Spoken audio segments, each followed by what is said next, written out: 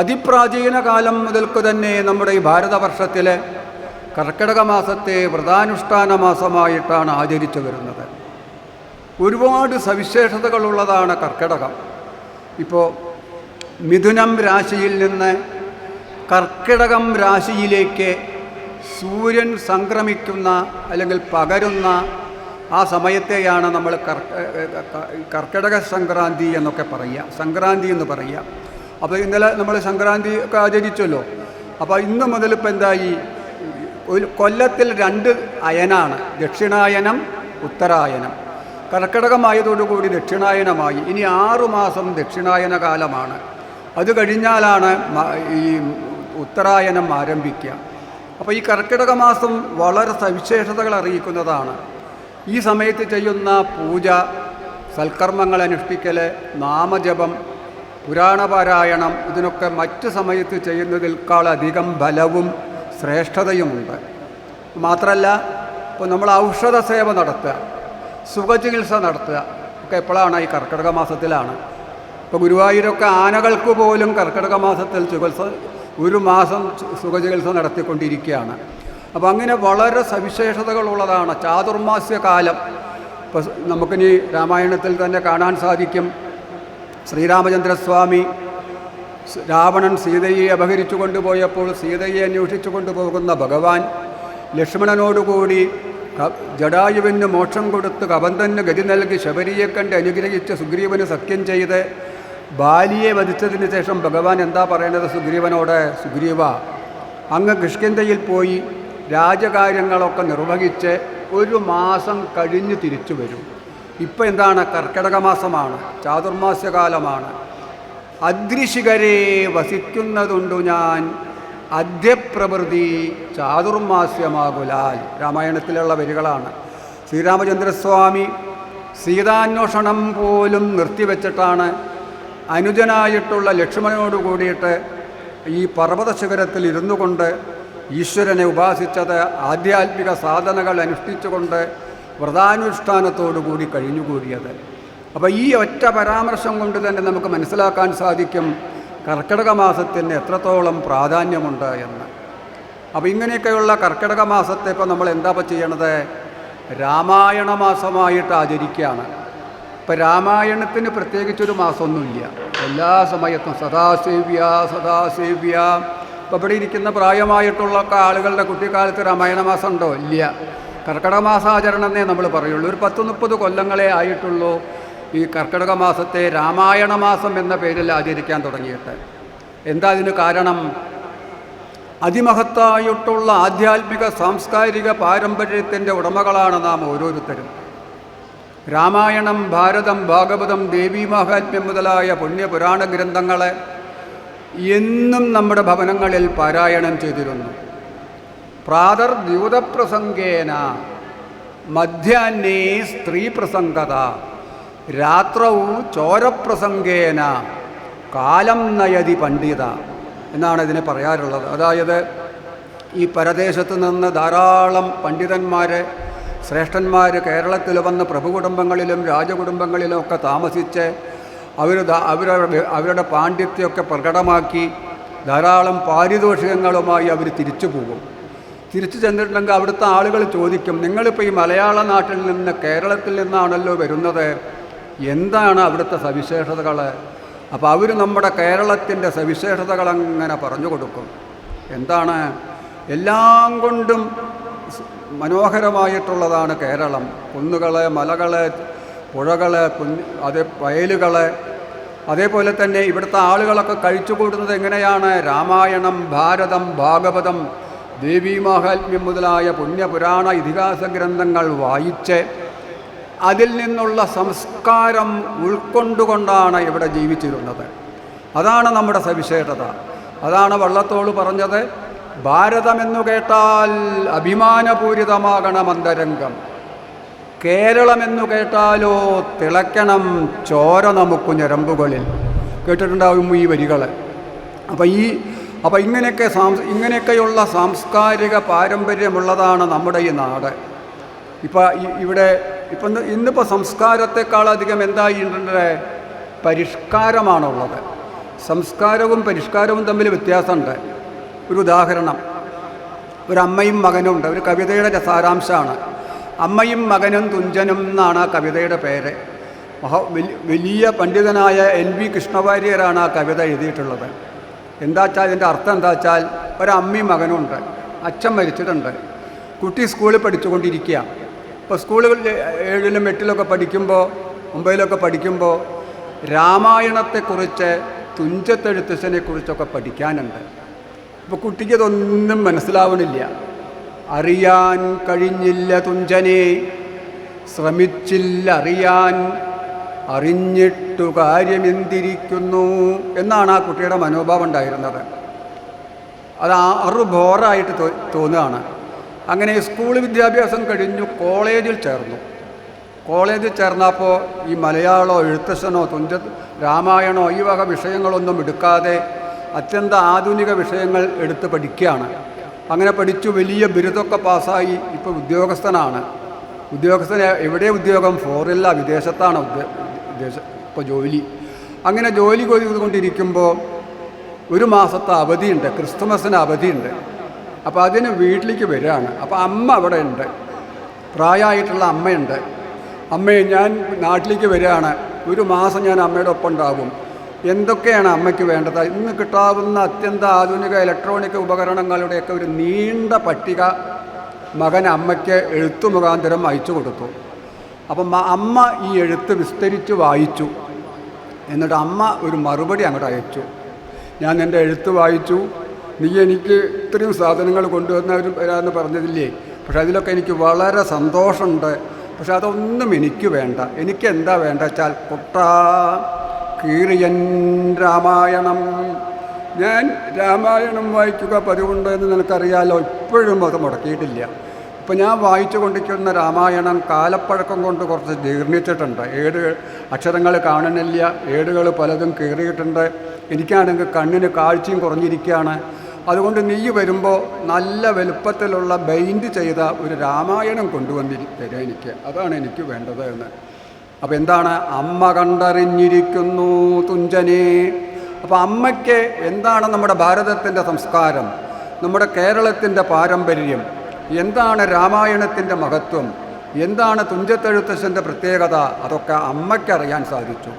എന്നാൽ പരിഷ്കാരിയും കൊലകൊമ്പനായ ഉദ്യോഗസ്ഥനുമായിട്ടുള്ള മകന് അതിനെക്കുറിച്ച് അറിയുകയും ചെയ്യില്ല. അതാണ് പരിഷ്കാരവും സംസ്കാരവും തമ്മിലുള്ള വ്യത്യാസം. അപ്പോൾ ഇങ്ങനെയൊക്കെയുള്ള അതിമഹത്തായ സാംസ്കാരിക പാരമ്പര്യമുള്ളതാണല്ലോ നമ്മുടെ നാട്. എന്നാൽ ഈ പാശ്ചാത്യ സംസ്കാരത്തിൻ്റെ തള്ളിക്കയറ്റം നിമിത്തം നമ്മുടേതായിട്ടുള്ള സനാതന ധർമ്മത്തിനും സനാതന മൂല്യങ്ങൾക്കും ഒരു മങ്ങല് വരാനുണ്ടായത്. അപ്പം അങ്ങനെ മങ്ങലേറ്റിട്ടുള്ള നമ്മുടെ സനാതന ധർമ്മത്തെ, നമ്മുടെ ഭാരതീയ സംസ്കാരത്തെ വീണ്ടും ഇവിടെ പുനഃസ്ഥാപിക്കണം എന്നുള്ള ഉദ്ദേശത്തോടു കൂടിയിട്ടാണ് നമുക്ക് ഇന്ന് ഈ കർക്കിടക മാസത്തെ രാമായണ മാസം എന്ന പേരിൽ അങ്ങോട്ട് ആചരിച്ചാലോ എന്ന് ഒരു തീരുമാനത്തിലെത്തുന്നത്. അപ്പം അങ്ങനെ അതിനെ എന്താക്കുന്നു? രാമായണ മാസമായിട്ട് ആചരിക്കാൻ തുടങ്ങി. അതുകൊണ്ട് കർക്കിടകത്തിലാണ് രാമായണം വായിക്കാൻ പാടുള്ളൂ, രാമായണം കേൾക്കാൻ പാടുള്ളൂ ഒന്നുമില്ല. എല്ലാ സമയത്തും സദാസേവ്യ സദാസേവ്യ. പുരാണേതിഹാസങ്ങൾ വായിക്കാൻ ശാസ്ത്രങ്ങളിൽ ഇന്ന ആഴ്ച, ഇന്ന ദിവസം, ഇന്ന തിഥി, ഇന്ന പക്കം, ഇന്ന നക്ഷത്രത്തിൽ അങ്ങനെയൊന്നും പറഞ്ഞിട്ടില്ല. എല്ലാ സമയത്തും നമുക്ക് ഇത് വായിക്കാവുന്നതാണ്. അപ്പോൾ അങ്ങനെയൊക്കെയുള്ള ആ പുണ്യപ്രദമായിട്ടുള്ള ഈ കർക്കിടക മാസത്തിൽ നമുക്കും തന്നെ സർവേശ്വരിയായിട്ടുള്ള കാടാമ്പുഴ ദേവിയുടെ തിരുസന്നിധിയിലിരുന്നു കൊണ്ട് രാമായണത്തെക്കുറിച്ച് പറയാനും കേൾക്കാനുമുള്ള അവസരം വന്നിരിക്കുകയാണ്.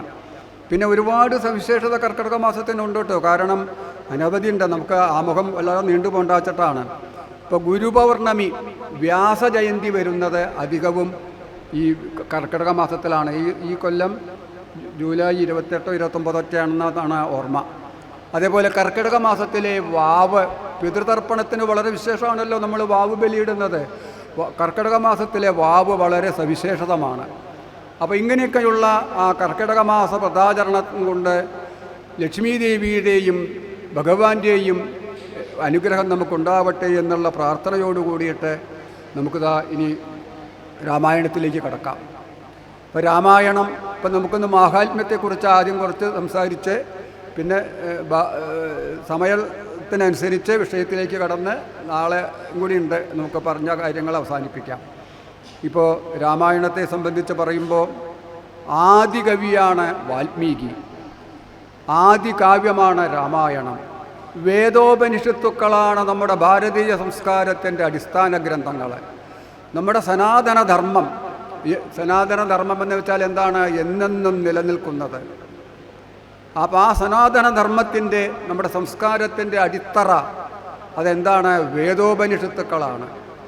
വേദോപനിഷത്തുക്കളാണ് അടിസ്ഥാന ഗ്രന്ഥങ്ങൾ എങ്കിലും ശരി, നമ്മുടെ സംസ്കാരം വളരുന്നതും പ്രചരിക്കുന്നതും വ്യാപിക്കുന്നതും ഏതിൽ കൂടെയാണ്? പുരാണേതിഹാസങ്ങളിൽ കൂടെയാണ്. അപ്പോൾ പുരാണേതിഹാസങ്ങൾക്ക് വേദോപനിഷത്തുക്കളെക്കാളും വലിയ സ്ഥാനമാണ് നമ്മൾ നൽകേണ്ടത്. മഹാദേവൻ തന്നെ ദേവി പാർവതിയോട് ഒരു തവണ പറയുന്നുണ്ട്. എന്താ പറയുന്നത്? ദേവി പാർവതി വേദാർത്ഥാദധികം മന്യേ പുരാണാർത്ഥം വരാനനെ. ദേവി പാർവതി വേദത്തിൻ്റെയും ഉപനിഷത്തിൻ്റെയും അർത്ഥത്തെക്കാൾ വളരെ വലുതായതാണ് എന്ത്? പുരാണങ്ങളുടെയും ഇതിഹാസങ്ങളുടെയും അർത്ഥം. വേദവ്യാസ മഹർഷി തന്നെ ഭാഗവതത്തിലെ അടിവരയിട്ടുകൊണ്ട് ഒരു ദിക്കിൽ പറയുന്നുണ്ട്,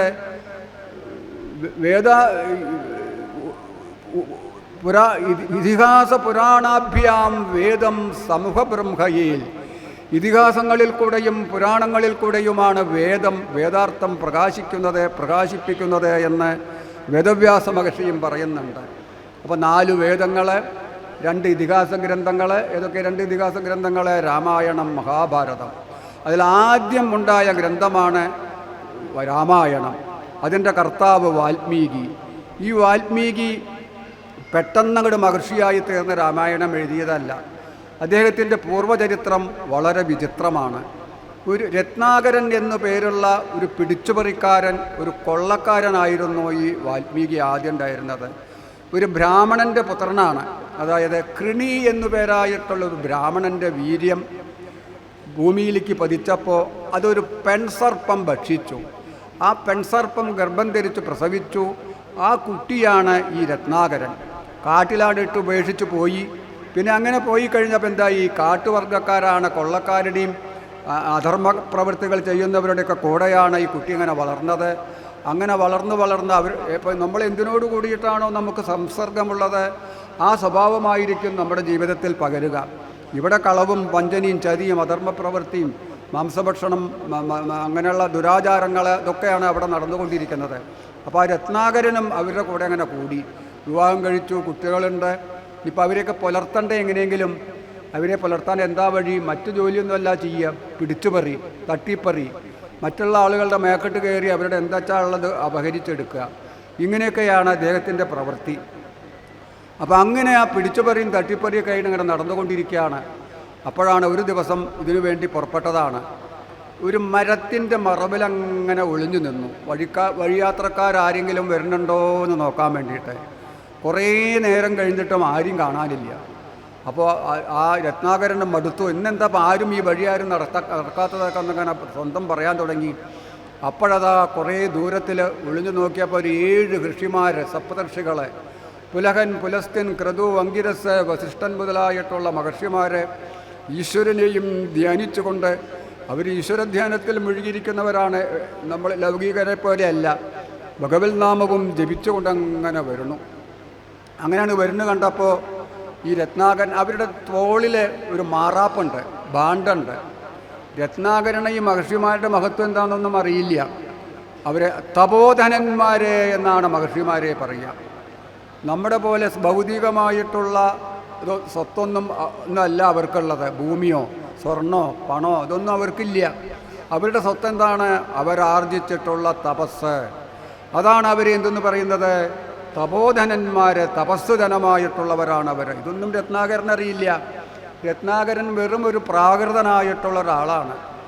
രത്നാകരൻ ഏതാണ്ട് അവർ തൻ്റെ ഈ മരത്തിൻ്റെ മറവിൽ നിൽക്കണ്ടല്ലോ, മരത്തിൻ്റെ അടുത്തുനിന്ന് എത്തിയെന്ന് കണ്ടപ്പോൾ നേരെ അവരുടെ മേലിക്കാണ്ട് എടുത്ത് ചാടി. അവർ ഭയപ്പെട്ടു എന്ന് വിറച്ചു. എന്നിട്ട് അവരോട് പറഞ്ഞു, നിങ്ങളുടെ കയ്യിലുള്ള എന്തെല്ലാം വിലപിടിച്ച സാധനങ്ങളുണ്ടോ അത് മുഴുവൻ ഇവിടെ വെച്ച് നിങ്ങൾ ഉടനെ ഓടി രക്ഷപ്പെട്ടോളൂ, അല്ലെങ്കിൽ നിങ്ങളെ കൊന്നുകളയുന്നാണ് പറഞ്ഞത്. അപ്പോൾ അവർ ഈ മഹർഷിമാരുടെ സ്വഭാവം ഇങ്ങനെയാണ്. എല്ലാവർക്കും സർവേ ഭവന്തു സുഖിനഃ സർവേ സന്തു നിരാമയാ സർവേ ഭദ്രാണി പശ്യന്തു മാ കശ്ചിൽ ദുഃഖഭാഗ് ഭവേൽ. ഇതാണ് നമ്മുടെ പൂർവികരായിട്ടുള്ള ആളുകളുടെ പ്രാർത്ഥന. എല്ലാവരും സുഖമായിരിക്കട്ടെ, എല്ലാവരും സന്തോഷത്തോടു കൂടി ഇരിക്കട്ടെ, ആരും സ്പർദ്ധയും മത്സരങ്ങളും ഒന്നും ഇല്ലാതിരിക്കട്ടെ, ആർക്കും രോഗമൊന്നുമില്ലാതിരിക്കട്ടെ. ഇതൊക്കെയാണ് മഹാത്മാക്കളായ ലോകാ സമസ്താ സുഖിനോ ഭവന്തു, ലോകത്തിലുള്ള എല്ലാവർക്കും സുഖവും ശാന്തിയും സമാധാനവും ഉണ്ടാവട്ടെ എന്ന് ചിന്തിക്കുന്നവരാണ് നമ്മുടെ പൂർവികരായിട്ടുള്ള ആളുകൾ, ഋഷിമാരൊക്കെ. അപ്പോൾ അവരിതാണ് കേട്ടപ്പോൾ അവരോട് ചോദിച്ചു, ഞങ്ങളുടെ കയ്യിൽ എന്താ ഉള്ള വെച്ചാൽ തരാം, പക്ഷെ ഞങ്ങൾക്ക് നിന്നോട് ചില ചോദ്യങ്ങളുണ്ട്, അതിനൊന്ന് ഉത്തരം പറയണം.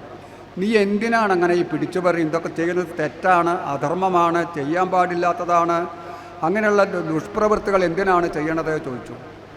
എനിക്കിങ്ങനെ പിടിച്ചുപറിച്ച് കിട്ടുന്ന ദ്രവ്യം കൊണ്ടാണ് ഞാൻ എൻ്റെ വീട് പുലർത്തുന്നത്. എനിക്ക് വീട്ടിൽ അച്ഛൻ, അമ്മ, ഭാര്യ, കുട്ടികളൊക്കെ ഉണ്ട്.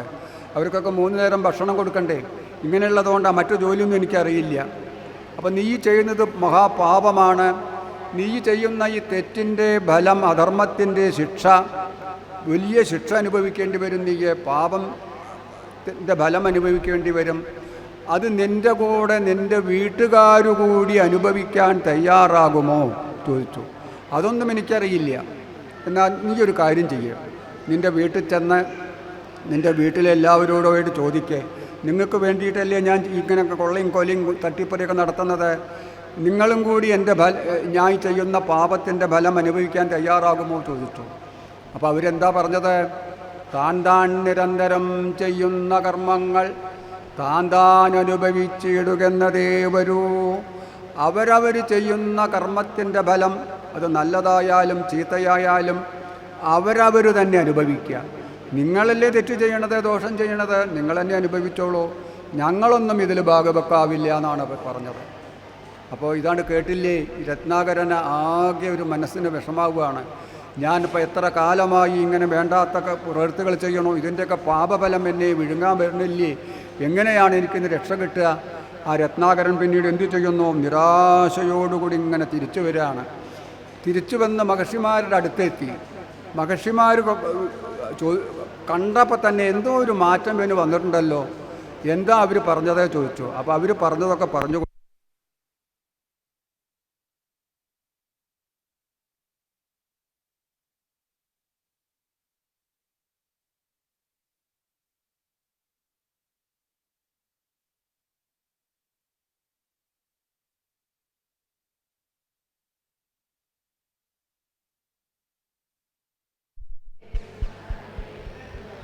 കൃഷ്ണ കൃഷ്ണ ഹരേ ഹരേ സർവത്ര ഗോവിന്ദനാമസങ്കീർത്തനം ഗോവിന്ദ ഗോവിന്ദ.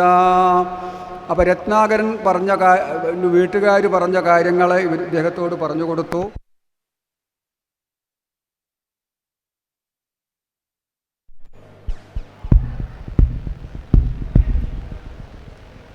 അപ്പോൾ എനിക്ക് ഈ പാപത്തിൽ നിന്ന് എങ്ങനെയെങ്കിലും മോചനം നേടാനുള്ള മാർഗം നിങ്ങൾ പറഞ്ഞു തരണം. നിങ്ങൾ ഭാഗ്യശാലികൾ, നിങ്ങൾ വലിയ അനുഗ്രഹ ശക്തികളൊക്കെ ഉള്ളവരാണെന്ന് ഞാൻ മനസ്സിലാക്കണു. അപ്പോൾ രത്നാകരനോട് പറഞ്ഞു, അപ്പം നമ്മളൊരു തെറ്റ് ചെയ്ത് അത് തെറ്റാണെന്ന് മനസ്സിലാക്കി ഇനി അത് ചെയ്യില്ല എന്ന് ഉറക്കുന്നതിനാണ് നമ്മൾ എന്ത് ചെയ്യുക? പ്രായശ്ചിത്തം എന്ന് പറയുക. പശ്ചാത്താപം പ്രായശ്ചിത്തം എന്നാണ് പറയുക. പശ്ചാത്തപിക്കുക, അതാണ് ഏറ്റവും വലിയ പ്രായശ്ചിത്തം. അത് നീ ചെയ്തു കഴിഞ്ഞു. എന്നാലും മേലിൽ ഇനി നിനക്ക് പാപവാസനകൾ നിന്നിൽ ഉണ്ടാവരുത്. അത് ഉണ്ടാവാതിരിക്കാൻ ഞങ്ങളൊരു കാര്യം ചെയ്യാം, ഞാൻ പറഞ്ഞു തരാം. ഞങ്ങൾ നിനക്ക് ശ്രീരാമചന്ദ്രസ്വാമിയുടെ ആ രാമ എന്നുള്ള നാമം ഉപദേശിച്ചു തരാം. അത് നിരന്തരമായി ജപിച്ചിട്ടുണ്ടെങ്കിൽ നിൻ്റെ കർമ്മവാസനകളും മനോമാലിന്യങ്ങളും കലിദോഷങ്ങളും ഒക്കെ നശിച്ച് മനസ്സ് ശുദ്ധമായിട്ട് നിനക്ക് ഇനി പാപം ചെയ്യാനുള്ള തോന്നലുണ്ടാവില്ല. അപ്പോൾ അത്രയും വലിയ അർത്ഥമാണ് രാമനാമത്തിനുള്ളത്. രാമനാമത്തിൻ്റെ മഹത്വം നമ്മൾ പറയാൻ സാധിക്കുകയില്ല. ആ നമ്മുടെ രാഷ്ട്രപിതാവ് മഹാത്മാഗാന്ധി പറയാറുണ്ട്, ദേഷ്യം വരുന്ന അവസരത്തിൽ ആരോടെങ്കിലും കോപമോ അല്ലെങ്കിൽ മറ്റു കാര്യങ്ങളൊക്കെ വരുമ്പോൾ നമ്മൾ എന്താ ചെയ്യുക? രാമ രാമ എന്ന് ജപിക്കുക. ആ ദേഷ്യം എന്ന് തടനെ ഇല്ലാതായിക്കോളെന്ന് പറയുകയാണ്. മഹാദേവനോട് പാർവതീദേവി ഒരു തവണ ചോദിക്കുന്നുണ്ട്, കേനോപായേന ലഘുന വിഷ്ണോർനാമ സഹസ്രകം പഠ്യതേ പണ്ഡിതൈർ നിത്യം. മഹാദേവ, വിഷ്ണു സഹസ്രനാമം മുഴുവൻ ജപിച്ചാലുള്ള ബലം ഒരാൾക്ക് ഏത് നാമം ജപിച്ചാലാണ് ഉണ്ടാവുക എന്ന് ചോദിക്കുകയാണ്. അപ്പോൾ എന്താ മഹാദേവൻ പറഞ്ഞു കൊടുത്തത്? ശ്രീരാമരാമേതി ശ്രീരാമ രാമ രാമേതി രമേ രാമേ മനോരമേ സഹസ്രനാമ തത്തുല്യം രാമനാമവരാനനെ. ആ രാമ രാമ രാമ എന്നുള്ള ശ്രീരാമചന്ദ്രസ്വാമിയുടെ ആ തിരുനാമമുണ്ടല്ലോ, അതങ്ങോട്ട് ജപിച്ചിട്ടുണ്ടെങ്കിൽ എല്ലാ നാമങ്ങളിലും വെച്ച് വിശേഷമായിട്ടുള്ളതാണ്. സഹസ്രനാമം മുഴുവൻ ജപിച്ചാലുള്ള ബലമാണ് ഇത് ഈ രാമനാമത്തെ കൊണ്ടുണ്ടാകുന്നത് എന്നങ്ങോട്ട് പറഞ്ഞു കൊടുക്കുകയാണ് ദേവിയോട്. അപ്പം അത്രയും പ്രാധാന്യമുള്ള രാമനാമം ഉപദേശിച്ചു കൊടുത്തു. പക്ഷേ രത്നാകരന് അത് ചൊല്ലാൻ പറ്റണില്ല. കാരണം പാപവാസനയുള്ളവർക്ക്, അധർമ്മചിന്തയുള്ളവർക്ക് ഒന്നും ഈശ്വരനാമം ചൊല്ലാനോ ഈശ്വരകാര്യങ്ങൾ നടക്കുന്ന ദിക്കിലേക്ക് വരാനോ സാധിക്കില്ല. കാരണം അവരുടെ കുറ്റമല്ല, അവരുടെ പാപത്തിൻ്റെ ശക്തിയാണ്. അയ്യോ എനിക്കിത് പറയാൻ പറ്റണില്ലല്ലോ എന്ന് പറഞ്ഞു. അപ്പോൾ ആ മഹർഷിമാർ അവരെങ്ങനെയുള്ളവരാണ്? കാരുണ്യമുള്ളവരാണ്. 2 മരങ്ങളുടെ ഇടയിൽ അവനെ കൊണ്ടുപോയി നിർത്തുകയാണ്. നിനക്ക് മര എന്ന് പറയാൻ ചോദിക്കുകയാണ്. രാമനാമം, രാമ എന്നുള്ള വാക്ക് വിപരീതമായിട്ടുള്ള അക്ഷരത്തിൽ കൂടെ, മര എന്നുള്ള പദത്തിൽ കൂടെ അവൻ്റെ മനസ്സിൽ അങ്ങോട്ട് രൂഢമൂലമാക്കിയിട്ട് കയറ്റി നിർത്തുകയാണ്. അത് ചൊല്ലാന്ന് പറഞ്ഞു. എന്നാൽ ചൊല്ലേ, രാമ രാമ രാമ എന്ന് കുറേ മര മര മര എന്നായപ്പോൾ എന്തായി? അത് രാമ രാമ രാമ എന്നായിത്തീരണു. അവൻ അവിടെ ഇരുന്നു കൊണ്ട്, ഞാൻ ചെയ്തിട്ടുള്ള പാപത്തിന് പരിഹാരം വരുത്തണമേ, ഇനി ഞാൻ യാതൊന്നും ചെയ്യില്ല ഭഗവാനെ, എൻ്റെ തെറ്റ് പുറക്കണമേ, ഞാൻ അറിയാതൊന്നും അറിയാതെ ചെയ്തിട്ടുള്ളതാണ് എന്നും അങ്ങനെ പ്രാർത്ഥിച്ചുകൊണ്ട് ആ രാമനാമം അങ്ങനെ ചൊല്ലാൻ തുടങ്ങി. മഹർഷിമാരവിടെ നിർത്തിയിട്ട് അവരവരുടെ വഴിക്ക് പോയി. അവരിങ്ങോട്ട് വന്നതൊന്നുമല്ല, വേറെ ഏതോ വഴിക്ക് എന്തോ കാര്യത്തിന് വേണ്ടി പോയിക്കൊണ്ടിരിക്കുകയാണ്. അപ്പോൾ യാദൃശ്ചികമായിട്ട് വഴിയിൽ ഇവനെ കണ്ടതാണ്. അങ്ങനെ രാമനാമം ചൊല്ലാൻ ഏർപ്പാട് ചെയ്ത് അവരങ്ങോട്ട് പോണു. ഇവൻ ഭക്ഷണവും ഊണും ഉറക്കവും ഒക്കെ ഉപേക്ഷിച്ചുകൊണ്ട് സദാസമയവും രാമ രാമ രാമ എന്ന് ജപിക്കണു. ജലവും കൂടി പാനം ചെയ്യാതെയാണ്, പിന്നീട് സേവിക്കാതെയാണ് അങ്ങനെ രാമനാമം ജപിക്കുന്നത്. അങ്ങനെ ജപിച്ചതിൻ്റെയൊക്കെ ബലമായിട്ട് എന്തുണ്ടായിത്തീരുന്നു? ഇരുന്ന ദിക്കിൽ നിന്ന് അനങ്ങണില്ല, ദേഹത്തിലൊക്കെ പൊടിപടലങ്ങൾ വന്നു, ശൗചാദികളില്ല, കുളിയില്ല, ആ വായു മാത്രം ഭക്ഷിച്ചുകൊണ്ട് അങ്ങനെ കഴിയുമ്പോൾ കുറേ അങ്ങോട്ട് കഴിഞ്ഞപ്പോഴൊക്കെ മണ്ണ് കൊണ്ട് മൂടി ചെതലും പുറ്റൊക്കെ അങ്ങോട്ട് വന്നിട്ട് ഇങ്ങനെ ഒരാളവിടെ ഉണ്ടെന്ന് അറിയില്ല. എന്നാലും അതിൻ്റെ ഉള്ളിൽ നിന്ന് രാമ രാമ രാമ രാമ എന്നങ്ങോട്ട് ചൊല്ലുകയാണ്. അപ്പം നമ്മുടെ മഹർഷിമാർ പോയി അവരുടെ കാര്യമൊക്കെ സാധിച്ച് അവരാ വഴി ഇങ്ങനെ തിരിച്ചു വരികയാണ്. തിരിച്ചു വരുമ്പോൾ ഒരാൾ ചോദിച്ചു, നമ്മൾ ഇവിടെയല്ലേ ഒരാളെ രാമനാമം ചൊല്ലാൻ വേണ്ടി ഇരുത്തിയത്, ആ ആളിപ്പോൾ എവിടെയാണ്? കാണാനില്ലല്ലോ.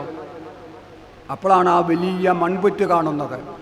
അപ്പോൾ ഒരു മഹർഷി തൻ്റെ കമണ്ഡലുവിൽ നിന്ന് കുറച്ച് തീർത്ഥജലം എടുത്ത് മന്ത്രിച്ച് അതിലങ്ങോട്ട് തെളിക്കണു. അത്ഭുതമെന്ന് പറയട്ടെ, ആ മൺപുറ്റ് 2ആയിട്ട് അങ്ങോട്ട് വിടരണം. അതിൽ നിന്ന് തേജസ്വിയായിട്ടുള്ള പ്രകാശസ്വരൂപിയായിട്ടുള്ള ഒരു മഹാത്മാവ് അങ്ങനെ ആവിർഭവിക്കുന്നു. അപ്പോൾ അതാണ് പുറ്റിൽ നിന്നുണ്ടായവൻ. സംസ്കൃത ഭാഷയിലെ പുറ്റിനെ വൽമീകം എന്നാണ് പറയുക. വൽമീകത്തിൽ നിന്നുണ്ടായവൻ എന്ന അർത്ഥത്തിൽ ഈ പുതിയ ആളെ വാൽമീകി എന്ന പേരിൽ അറിയപ്പെടുമെന്ന ഋഷിമാർ ഒരു നാമവും അരുളി ചെയ്തു. ആ വാൽമീകി മഹർഷി അങ്ങനെ രത്നാകരൻ രാമനാമം ജപിച്ച് സിദ്ധി വന്ന് വാൽമീകി മഹർഷിയായി തീർന്ന കഥ ഇങ്ങനെയാണ്. പിന്നീട് അദ്ദേഹം എന്ത് ചെയ്യുന്നു? മഹർഷിമാരെ നമസ്കരിക്കുന്നു. മഹർഷിമാർ അദ്ദേഹത്തെ അനുഗ്രഹിച്ച് ആശീർവദിച്ച് അവരവരുടെ വഴിക്ക് പോകണം. പിന്നീട് ആ വാൽമീകി മഹർഷി ആ കാട്ടിലെ സരയൂ നദിയുടെ തീരത്തിൽ ഒരു ആശ്രമമൊക്കെ പണിത് തപസ്വാധ്യായ നിരതനായിട്ട് ഈശ്വരനെയും സേവിച്ചുകൊണ്ട് അങ്ങനെ കഴിഞ്ഞുകൂടുകയാണ്. അപ്പോൾ ഈ വാൽമീകിയാണ് ഈ രാമായണമാകുന്ന ഇതിഹാസ ഗ്രന്ഥം എഴുതുന്നത്. അപ്പോൾ അതിനും ഒരു കാരണമുണ്ട്. അപ്പോൾ എന്തും സംഭവിക്കണമെങ്കിൽ ചില കാരണങ്ങളൊക്കെ ഉണ്ടാകും. ഇപ്പോൾ ഒരു സൃഷ്ടി, ഒരു കലാസൃഷ്ടി അല്ലെങ്കിൽ ഒരു സാഹിത്യ സൃഷ്ടി ഒക്കെ എങ്ങനെ ഉണ്ടാവുക? ആ കലാകാരൻ്റെ അല്ലെങ്കിൽ ആ സാഹിത്യകാരൻ്റെ ദുഃഖത്തിൽ നിന്ന്, വിഷമത്തിൽ നിന്നാണ് പലതും ഉടലെടുക്കുക. അങ്ങനെ വാൽമീകി മഹർഷിക്കും ഒരു ദുഃഖം, ഒരു വിഷമം ഉണ്ടാവുകയാണ്. എന്താ ഉണ്ടായ വിഷമം? അദ്ദേഹം സന്ധ്യാവന്ദനത്തിനു വേണ്ടി സരയൂ നദിയിലേക്ക് പോയിരിക്കുകയാണ്. ഒരു ദിവസം സന്ധ്യാവന്ദനാദികളൊക്കെ നിർവഹിച്ചു ആശ്രമത്തിലേക്ക് തിരിച്ചു വരികയാണ്. തിരിച്ചു വരുന്ന വഴിക്ക് വലിയ ഒരു വൃക്ഷം നിൽക്കുന്നുണ്ട്. ആ വൃക്ഷത്തിൻ്റെ കൊമ്പിൽ രണ്ട് പക്ഷികൾ, രണ്ടും ഇണപ്പക്ഷികളാണ്, ഒരു ആൺപക്ഷിയും പെൺപക്ഷിയാണ്. അവരിങ്ങനെ കളകൂജനം പൊഴിച്ച് വളരെ സ്നേഹത്തോടും കൂടി അങ്ങനെ കുട്ടി ഒരുമിക്കൊണ്ട് അവിടെ അങ്ങനെ കഴിയാണ്. അപ്പോൾ നേരെ വിപരീത ദിശയിൽ നിന്ന് ഒരു വേടൻ അമ്പും മില്ലുമായിട്ടിങ്ങനെ വരുന്നുണ്ട്. അവൻ വേട്ടയാടാൻ പുറപ്പെട്ടതാണ്, ഒരു കാട്ടാളൻ. രാവിലെ തൊട്ട് നോക്കിയിട്ടൊന്നും ഒന്നും കിട്ടിയിട്ടില്ല. അവൻ നിരാശനായിട്ട് വരുമ്പോഴാണ് പക്ഷികളുടെ കളകൂജനം കേട്ടത്. മേപ്പിട്ട് നോക്കിയപ്പോൾ മരത്തിൻ്റെ കൊമ്പിലതാ രണ്ട് പക്ഷികളിരിക്കണം. എന്നാൽ പക്ഷികളാവട്ടെ വെച്ചിട്ട് അവനൊരു ആവനാഴിയിൽ നിന്നൊരു ശരമെടുത്ത് വില്ലിൽ തൊടുത്ത് അങ്ങോട്ട് അയച്ചു പക്ഷിയുടെ നേരെ. ആ ശരം ചെന്ന് ഒരു പക്ഷിയുടെ ദേഹത്ത് ചറച്ച് അത് പെടഞ്ഞ പ്രാണവേദനയോടുകൂടി കഴുപ്പെട്ട് വീണു. മറ്റേ പക്ഷി ഇത് കണ്ട് ചിറകിട്ടടിച്ച് വാവിട്ടടിച്ച് നിലവിളിക്കുകയാണ്. ഈ ദൃശ്യം സന്ധ്യാബന്ധനം കഴിഞ്ഞു വരുന്ന വാൽമീകി മഹർഷി കാണുകയാണ്. വാൽമീകി മഹർഷി ഇതാണ്ട് കണ്ടില്ലേ, അദ്ദേഹത്തിൻ്റെ മനസ്സിൽ ശോകമുണ്ടായി. ശോകം എന്ന് വെച്ചാൽ എന്താർത്ഥം?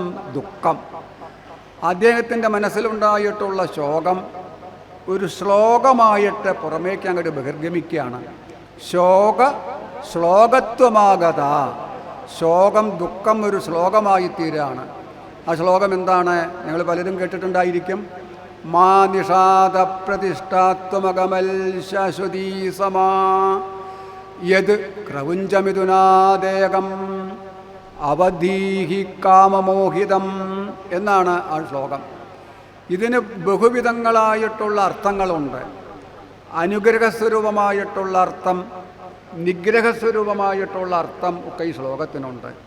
ഛന്ദോബന്ധമായിട്ട് ആദ്യം, വൃത്തനിബദ്ധമായിട്ട് ആദ്യം ഉണ്ടായ ശ്ലോകമാണിത്. അല്ല, എന്താ ഇപ്പം പറഞ്ഞത്? ഈ ഇണപ്പക്ഷികളിൽ ഒന്നിനെ അമ്പെയ്തു കൊന്ന് മറ്റൊന്നിനെ തീരാദുഃഖത്തിലാക്കിയ അല്ലയോ കാട്ടാള, നിഷാദ, നിനക്ക് സദ്ഗതി ലഭിക്കാതിരിക്കട്ടെ, നിനക്ക് നാശം ഭവിക്കട്ടെ എന്നാണ് അതിൻ്റെ നിഗ്രഹസ്വരൂപമായിട്ടുള്ള അർത്ഥം. പിന്നെ അതിൽ അനുഗ്രഹസ്വരൂപമായിട്ടൊരർത്ഥം ധ്വനിക്കുന്നുണ്ട്. അതെന്താണ്? രാവണമണ്ഡോദരിമാരാകുന്ന ദമ്പതിമാരിലെ രാവണനെ വധിച്ച് ഈ ലോകത്തിലെ ശാശ്വതമായിട്ടുള്ള ധർമ്മവും നീതിയും സത്യവും മര്യാദയും പാലിച്ചിട്ടുള്ള, നിലനിർത്തിയിട്ടുള്ള ശ്രീരാമചന്ദ്രസ്വാമിൻ അവിടത്തേക്ക് നമസ്കാരം, അവിടുന്ന് വിജയിച്ചാലും എന്ന ഒരു അനുഗ്രഹ സ്വരൂപത്തിലുള്ള അർത്ഥവും ഇതിൽ ഒളിഞ്ഞു കിടക്കുന്നുണ്ട്. വാൽമീകി മഹർഷി ഇതും ജപിച്ചുകൊണ്ട്, ഇതും ചൊല്ലിക്കൊണ്ട് നേരെ തൻ്റെ ആശ്രമത്തിലേക്ക് വന്ന് ആശ്രമചര്യകളങ്ങനെ അനുഷ്ഠിച്ചു കൊണ്ടിരിക്കുകയാണ്. ഇവിടെ വന്നിട്ടും ധ്യാനം, മറ്റു കാര്യങ്ങളൊക്കെ വേറെയും പല ചടങ്ങുകളുമുണ്ട്, യജ്ഞം, ഹോമം. അപ്പോൾ ആ സമയത്താണ് ഒരു അത്ഭുതമുണ്ടാകുന്നത്. സാക്ഷാൽ ബ്രഹ്മദേവൻ ഹംസവാഹനനായിട്ടതാ വാൽമീകി മഹർഷിയുടെ ആശ്രമത്തിലേക്ക് എഴുന്നള്ളുന്നു. വാൽമീകി മഹർഷി പെട്ടെന്ന് സംഭ്രമത്തോടുകൂടി എഴുന്നേറ്റ് അദ്ദേഹത്തെ സ്വീകരിച്ച് ആനയിച്ച് ഉത്തമാസനം കൊടുത്തിരുത്തുന്നു. അവിടുന്ന് എഴുന്നള്ളാനുണ്ടായ കാരണം എന്താണ് ഞാൻ അവിടത്തേക്ക് ചെയ്തു തരേണ്ടത് എന്ന് ചോദിക്കുകയാണ്. അപ്പോഴാണ് മഹർഷിയോട് ബ്രഹ്മദേവൻ പറയുന്നത്, വാൽമീകി മഹർഷി, അങ്ങ് സന്ധ്യാവന്ദനം അനുഷ്ഠിച്ചു വരുന്ന സമയത്ത് ഒരു ശ്ലോകം ചൊല്ലിയല്ലോ. ആ ഇണപ്പക്ഷികളുടെ ദുഃഖം കണ്ട് അത് രാമായണമാകുന്ന മഹാവൃക്ഷത്തിൻ്റെ ബീജമാണത്. അതായത് രാമകഥ മുഴുവൻ തന്നെ, രാമചരിത്രം, രാമായണ കഥ മുഴുവൻ തന്നെ ആ ശ്ലോകത്തിൽ അന്തർലീനമായിട്ടുണ്ട്.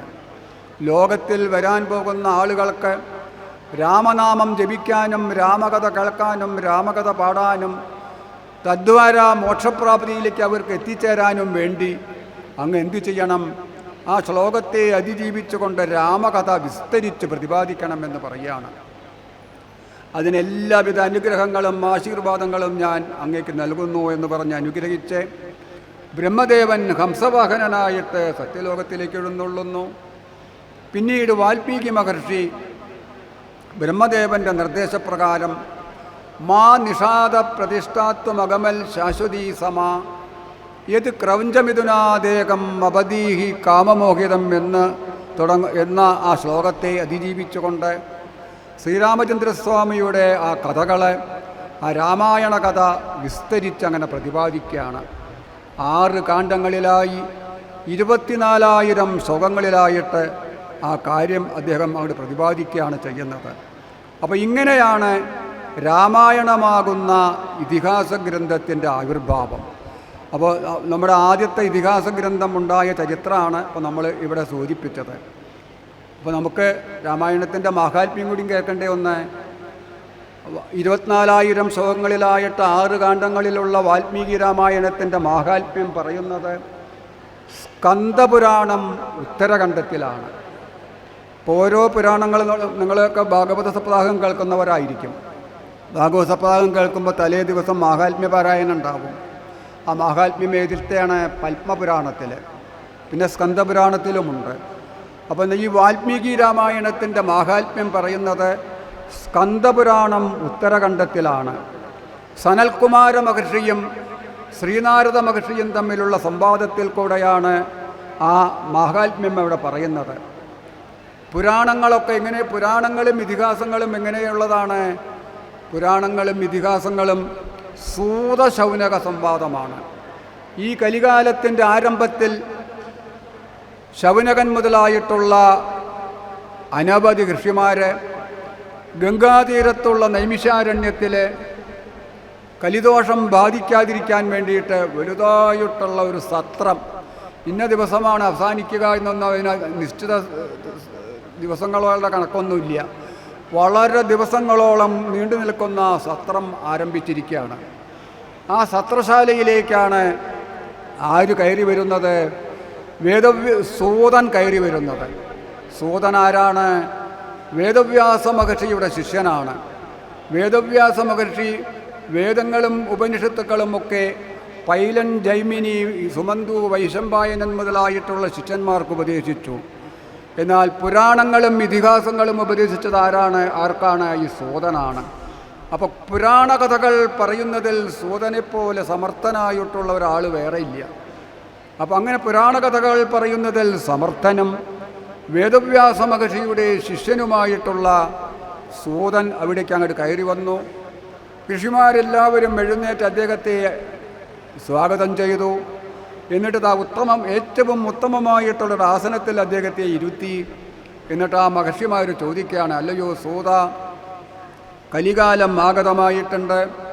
കലികാലത്തിൻ്റെ ധർമ്മങ്ങളൊക്കെ നമുക്കിനി പല ഇതിലും ഭാഗവതത്തിലൊക്കെ കേട്ടിട്ടുണ്ടാവും നിങ്ങൾ.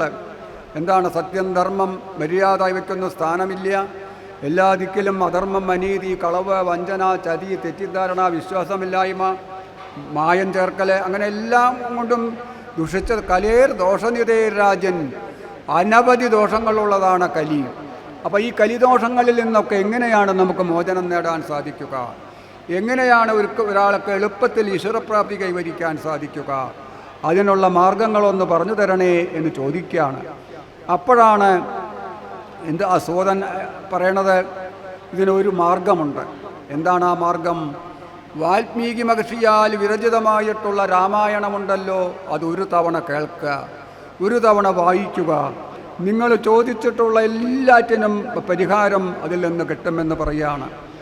രാമായണം മഹാകാവ്യം സർവവേദേഷു സമ്മതം സർവപാപപ്രശമനം ദുഷ്ടഗ്രഹനിർവഹണം. ഈ രാമായണമാകുന്ന ആദികാവ്യമുണ്ടല്ലോ, ഇത് 4 വേദങ്ങളാലും ബഹുമാനിക്കപ്പെട്ടതാണ്. വേദത്തിൻ്റെ താല്പര്യമാണ് അതിലുള്ളത്. ഇത് കേട്ടിട്ടുണ്ടെങ്കിൽ എല്ലാ പാപങ്ങളെയും നശിപ്പിക്കുന്നതാണ്. ഗ്രഹദോഷങ്ങളൊന്നും തന്നെ നമ്മളെ ബാധിക്കുകയില്ല.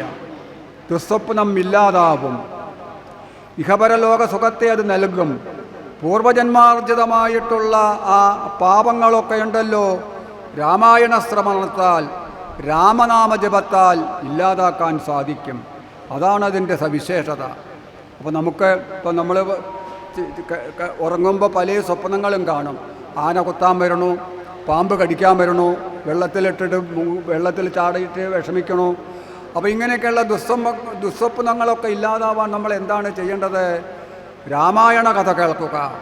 ഭഗവാന്റെ ശ്രീരാമൻ്റെ നാമം രാമ രാമ രാമ എന്നുള്ള നാമം ജപിച്ച സ്മരണയോടുകൂടി ഉറങ്ങുക. ദുസ്വപ്നങ്ങളൊന്നും അടുത്തുകൂടെ വരില്ല എന്ന് പറയുകയാണ്. വരം വരേണ്യം വരദം തു കാവ്യം സന്ധാരയത്വാശുച സർവലോകം സങ്കൽപ്പിതാർത്ഥപ്രദമാദികാവ്യം സുത്വാചരാമസ്യ പദം പ്രയാതി. സർവലോകത്തിൻ്റെയും ദുഃഖം ഇല്ലാതാക്കുന്നതാണ് ഈ രാമായണം. ഇത് കേട്ടിട്ടുണ്ടെങ്കിൽ ആ ശ്രീരാമചന്ദ്രസ്വാമിയുടെ പരമമായിട്ടുള്ള ആ പദത്തെ നമുക്ക് പ്രാപിക്കാൻ സാധിക്കും എന്നൊക്കെ പറയുകയാണ്. അപ്പോൾ ഈ രാമായണ ശ്രവണത്തിലൂടെ പാപം നശിച്ച് മോക്ഷത്തിലെത്തിയിട്ടുള്ള ചില ആളുകളുടെ കഥ പറഞ്ഞു കൊടുക്കുന്നുണ്ട് അവിടെ. നമുക്ക് വളരെ വിസ്തരിക്കാൻ നേരമില്ല, സൂചിപ്പിച്ച് പോകണേ ഉള്ളൂ. അതായത് ആരുടെയൊക്കെയാണ്? സവുദാസൻ എന്നു പേരായിട്ടുള്ളൊരു ബ്രാഹ്മണൻ, കലികൻ എന്നു പേരായിട്ടുള്ളൊരു വേടൻ, സുമതി സത്യവതി മുതലായിട്ടുള്ള 2 ദമ്പതിമാർ. ഇവരൊക്കെ മഹാപാപം ചെയ്തിട്ടുള്ളവരാണ്. പക്ഷെ പാപം ചെയ്തിട്ടും രാമായണം കേട്ടതിൻ്റെ ഫലമായിട്ട്, രാമനാമം ജപിച്ചതിൻ്റെ ഫലമായിട്ട് അവരുടെ പാപവും ഒക്കെ നശിച്ച് അവർക്ക് സദ്ഗതി ലഭിച്ച് ഭഗവത്പദത്തെ പ്രാപിക്കാൻ സാധിച്ചിട്ടുണ്ട് എന്ന് പറയുകയാണ്. അപ്പോൾ എന്താണ് ഈ സവുദാസൻ എന്ന ബ്രാഹ്മണൻ്റെ കഥ? വളരെ ചുരുക്കി പറയുകയാണ്. ഗൗതമൻ മഹർഷി, നമ്മളിനി ഗൗതമൻ്റെ അഹല്യയുടെയൊക്കെ ചരിത്രം രാമായണത്തിൽ വരാൻ പോകുന്നുണ്ട്. അദ്ദേഹം വലിയ ജ്ഞാനിയാണ്. ഈ ന്യായശാസ്ത്രം എഴുതിയിട്ടുള്ള ആളാണ് ഗൗതമശാസ്ത്രം. 6 ശാസ്ത്രങ്ങളാണ് നമുക്കുള്ളത്. അതിലൊരു ശാസ്ത്രമാണ് ന്യായശാസ്ത്രം. മഹാദേവൻ്റെ അപാരമായിട്ടുള്ള കാരുണ്യത്താലും കടാക്ഷത്താലും അനുഗ്രഹത്താലുമാണ് ഗൗതമന് ന്യായശാസ്ത്രം എഴുതാൻ സാധിച്ചിട്ടുള്ളത്. ആ ഗൗതമൻ്റെ ശിഷ്യനാണ് ഇപ്പം ഈ സവുദാസൻ എന്നു പേരായിട്ടുള്ള ബ്രാഹ്മണൻ. എല്ലാം ഉപദേശിച്ചു കൊടുത്തിട്ടുണ്ട്, എല്ലാ അറിവുകളും നേടിയിട്ടുണ്ട്. അങ്ങനെ ഇരിക്കുമ്പോൾ ഒരു സംഭവം ഉണ്ടാകുന്നു. ഈ സവുദാസൻ ചെയ്യാൻ പാടില്ലാത്ത ഒരു അധർമ്മം ചെയ്തു. എന്താണ് ആ അധർമ്മം? മഹാദേവനെ കണ്ട് അങ്ങോട്ട് നിന്ദിക്കുകയാണ് ചെയ്തത്, അവഹേളിക്കുക. ഒരിക്കലും പാടില്ലാത്തതാണ് ഈശ്വരനിന്ദ, പ്രത്യേകിച്ച് മഹാദേവനെക്കുറിച്ച്. അപ്പം അങ്ങനെ മഹാദേവനെ നിന്ദിച്ച തൻ്റെ ശിഷ്യനെ ഈ ഗൗതമ മഹർഷി ശപിക്കുകയാണ്. നീയെ തീരെ ഉചിതമല്ലാത്ത പ്രവൃത്തിയാണ് ചെയ്തത്, നീ ഒരു രാക്ഷസനായി തീരട്ടെ എന്ന് പറഞ്ഞ് അങ്ങോട്ട് ശപിച്ചു. ആ ഗുരുനാഥൻ്റെ ശാപത്താൽ ഈ സവുദാസൻ എന്ന ബ്രാഹ്മണൻ ഒരു രാക്ഷസനായിത്തീരുന്നു. അങ്ങോട്ട് കാട്ടിലേക്ക് കയറിച്ചെന്ന് അവിടെയുള്ള എല്ലാ ജീവജാലങ്ങളെയും ഭക്ഷിക്കണു, മനുഷ്യരെയുമൊക്കെ ഭക്ഷിക്കണു. കണ്ട ജീവജാലങ്ങളെയൊക്കെ പിടിച്ചു തിന്നാണ്. അവൻ്റെ ഉപദ്രവം സഹിക്കുക വയ്യാതെയാവുകയാണ്.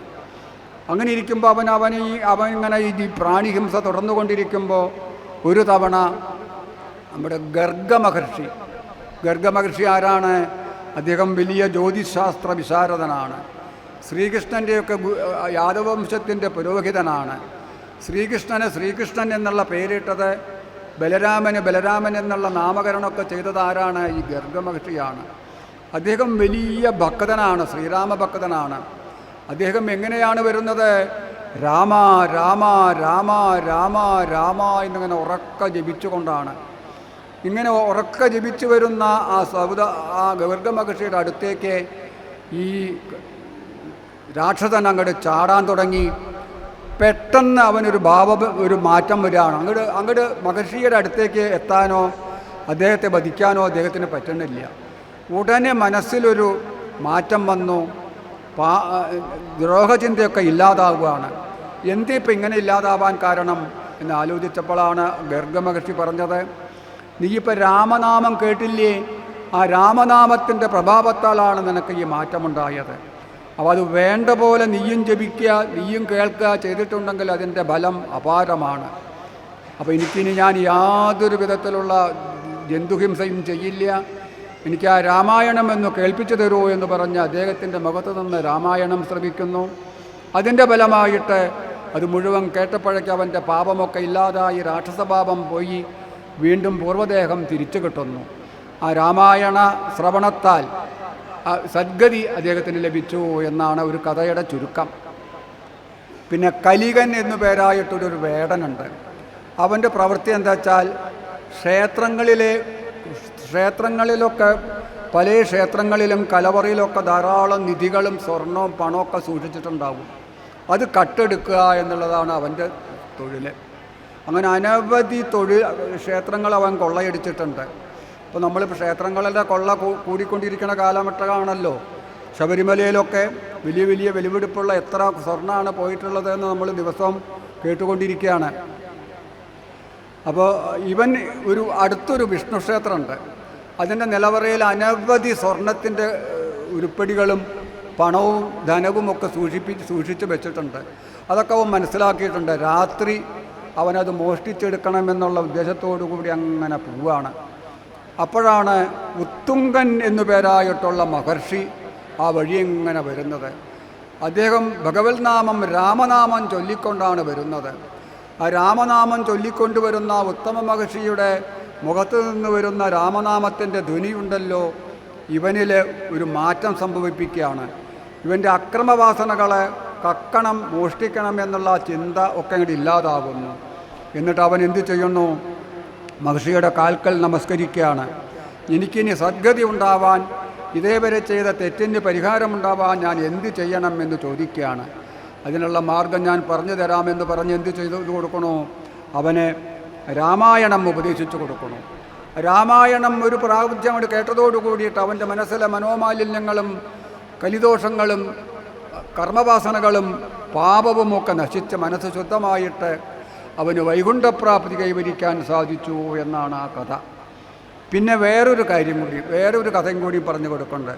സുമതി സത്യപതി എന്നു പേരായിട്ടുള്ള ദമ്പതിമാർ, അവർ രാജാക്കന്മാരാണ്. അവരെപ്പോഴും രാജധർമ്മം അനുഷ്ഠിച്ചു കൊണ്ടിരിക്കുമ്പോഴും രാജധാനിയിലിരിക്കുമ്പോഴും എപ്പോഴും രാമകഥ കേൾക്കുക, രാമഭക്തന്മാരെ പൂജിക്കുക, രാമായണം വായിപ്പിക്കുക, അതൊക്കെ ചെയ്തുകൊണ്ടിരിക്കുന്നതാണ്. അങ്ങനെ ഇരിക്കുമ്പോഴാണ് വിഭാണ്ഡകൻ എന്നു പേരായിട്ടുള്ളൊരു മഹർഷി ഇവരുടെ രാജധാനിയിലേക്ക് വരുന്നത്. അവരുടെ രാമഭക്തി കണ്ട് അത്ഭുതപ്പെടുകയാണ്. എങ്ങനെയാണ് നിങ്ങൾക്ക് ഇങ്ങനെയുള്ള രാമഭക്തി ഉണ്ടായത്? എന്താണതിന് കാരണമെന്ന് ചോദിക്കുകയാണ്. അപ്പോൾ അവർക്ക് അവരുടെ പൂർവ്വജന്മത്തെക്കുറിച്ചുള്ള സ്മരണ ഉണ്ടാവുകയാണ്. അപ്പോൾ അവർക്ക് ഈ ജ്ഞാനികളായിട്ടുള്ള ആളുകൾക്ക് പൂർവ്വജന്മമൊക്കെ പറയാൻ സാധിക്കും. ഞങ്ങൾ കഴിഞ്ഞ ജന്മത്തിലും ഇതേപോലെ ഭാര്യാഭർത്താക്കന്മാരായിരുന്നു. ഒരുപാട് ദുഷ്പ്രവൃത്തികൾ അന്ന് ചെയ്തിട്ടുണ്ട്. എങ്ങനെയോ ഞങ്ങൾ വസിഷ്ഠ മഹർഷിയുടെ ആശ്രമത്തിൻ്റെ അടുത്ത് താമസിച്ചു കൊണ്ടിരിക്കുകയാണ്. വസിഷ്ഠ മഹർഷി വലിയ രാമഭക്തനാണ്, ശ്രീരാമസ്വാമിയുടെയൊക്കെ ഗുരുനാഥനാണ്. അപ്പോൾ ആ വസിഷ്ഠ മഹർഷിയുടെ ആശ്രമത്തിൽ നിന്ന് ഞങ്ങളിങ്ങനെ രാമനാമം കേൾക്കും. രാമായണം നവാഹമായിട്ട് നടക്കുന്നത് അവിടെ ഞങ്ങൾക്ക് കേൾക്കാൻ സാധിച്ചിട്ടുണ്ട്. ഞങ്ങളിത് കേട്ടതൊന്നുമല്ല, യാദൃശ്ചികമായിട്ട് ഇങ്ങനെ കേട്ടത് അതിൻ്റെ അടുത്ത് താമസിക്കുമ്പോൾ. ഇപ്പം ഇങ്ങോട്ട് വരാത്തവർക്കും പുറമേയുള്ളവർക്ക് കേൾക്കാമല്ലോ, മയക്കുണ്ടെങ്കിൽ കുറേ ദൂരത്തിലേക്ക്. അതേമാതിരി ഞങ്ങൾ കേട്ടുവെന്നേ ഉള്ളൂ, കേൾക്കണച്ചിട്ടിരുന്നതൊന്നുമല്ല. അപ്പം അങ്ങനെ ആ രാമനാമം കഴിഞ്ഞ ജന്മത്തിൽ ഞങ്ങൾ കേട്ടതിൻ്റെ, രാമായണം കേട്ടതിൻ്റെ ബലമായിട്ടാണ് ഈ ജന്മത്തിലും ഞങ്ങൾക്ക് രാമനാമം ജപിക്കാനും രാമഭക്തി ഉണ്ടാവാനും കാരണമായത് എന്നവർ പറഞ്ഞു കൊടുക്കുകയാണ്. അപ്പോൾ അങ്ങനെയുള്ള 3 കഥകളൊക്കെ അവിടെ പറഞ്ഞു കൊടുക്കണു. അപ്പോൾ നമ്മളിപ്പോൾ ഈ വാൽമീകി രാമായണമാണോ നമ്മളിപ്പോൾ വായിക്കുന്നത്? ഇവിടെ വാൽമീകി രാമായണമല്ല. അത് വർണ്ണനകളെക്കൊണ്ടും കഥാതന്തുക്കളെക്കൊണ്ടുമൊക്കെ അപാരമായിട്ടുള്ളതാണ്. 24,000 ശ്ലോകങ്ങളുള്ളതാണ്. അപ്പോൾ വാൽമീകി രാമായണത്തിനെ കാലം കൊണ്ട് ഒരു മഹാത്മാവ് അധ്യാത്മരാമായണമായിട്ട് സംഗ്രഹിച്ചെഴുതി. അതായത് 4238 ശ്ലോകങ്ങളിലായിട്ട് 24,000 ശ്ലോകങ്ങളുള്ള വാൽമീകി രാമായണത്തെ സംഗ്രഹിച്ച് 4238 ശ്ലോകങ്ങളിലാക്കി എഴുതി ഒരു മഹാത്മാവ്. വേദവ്യാസൻ തന്നെയാണ് എന്ന് പറയുന്നുണ്ട്, ആരോ ആവട്ടെ.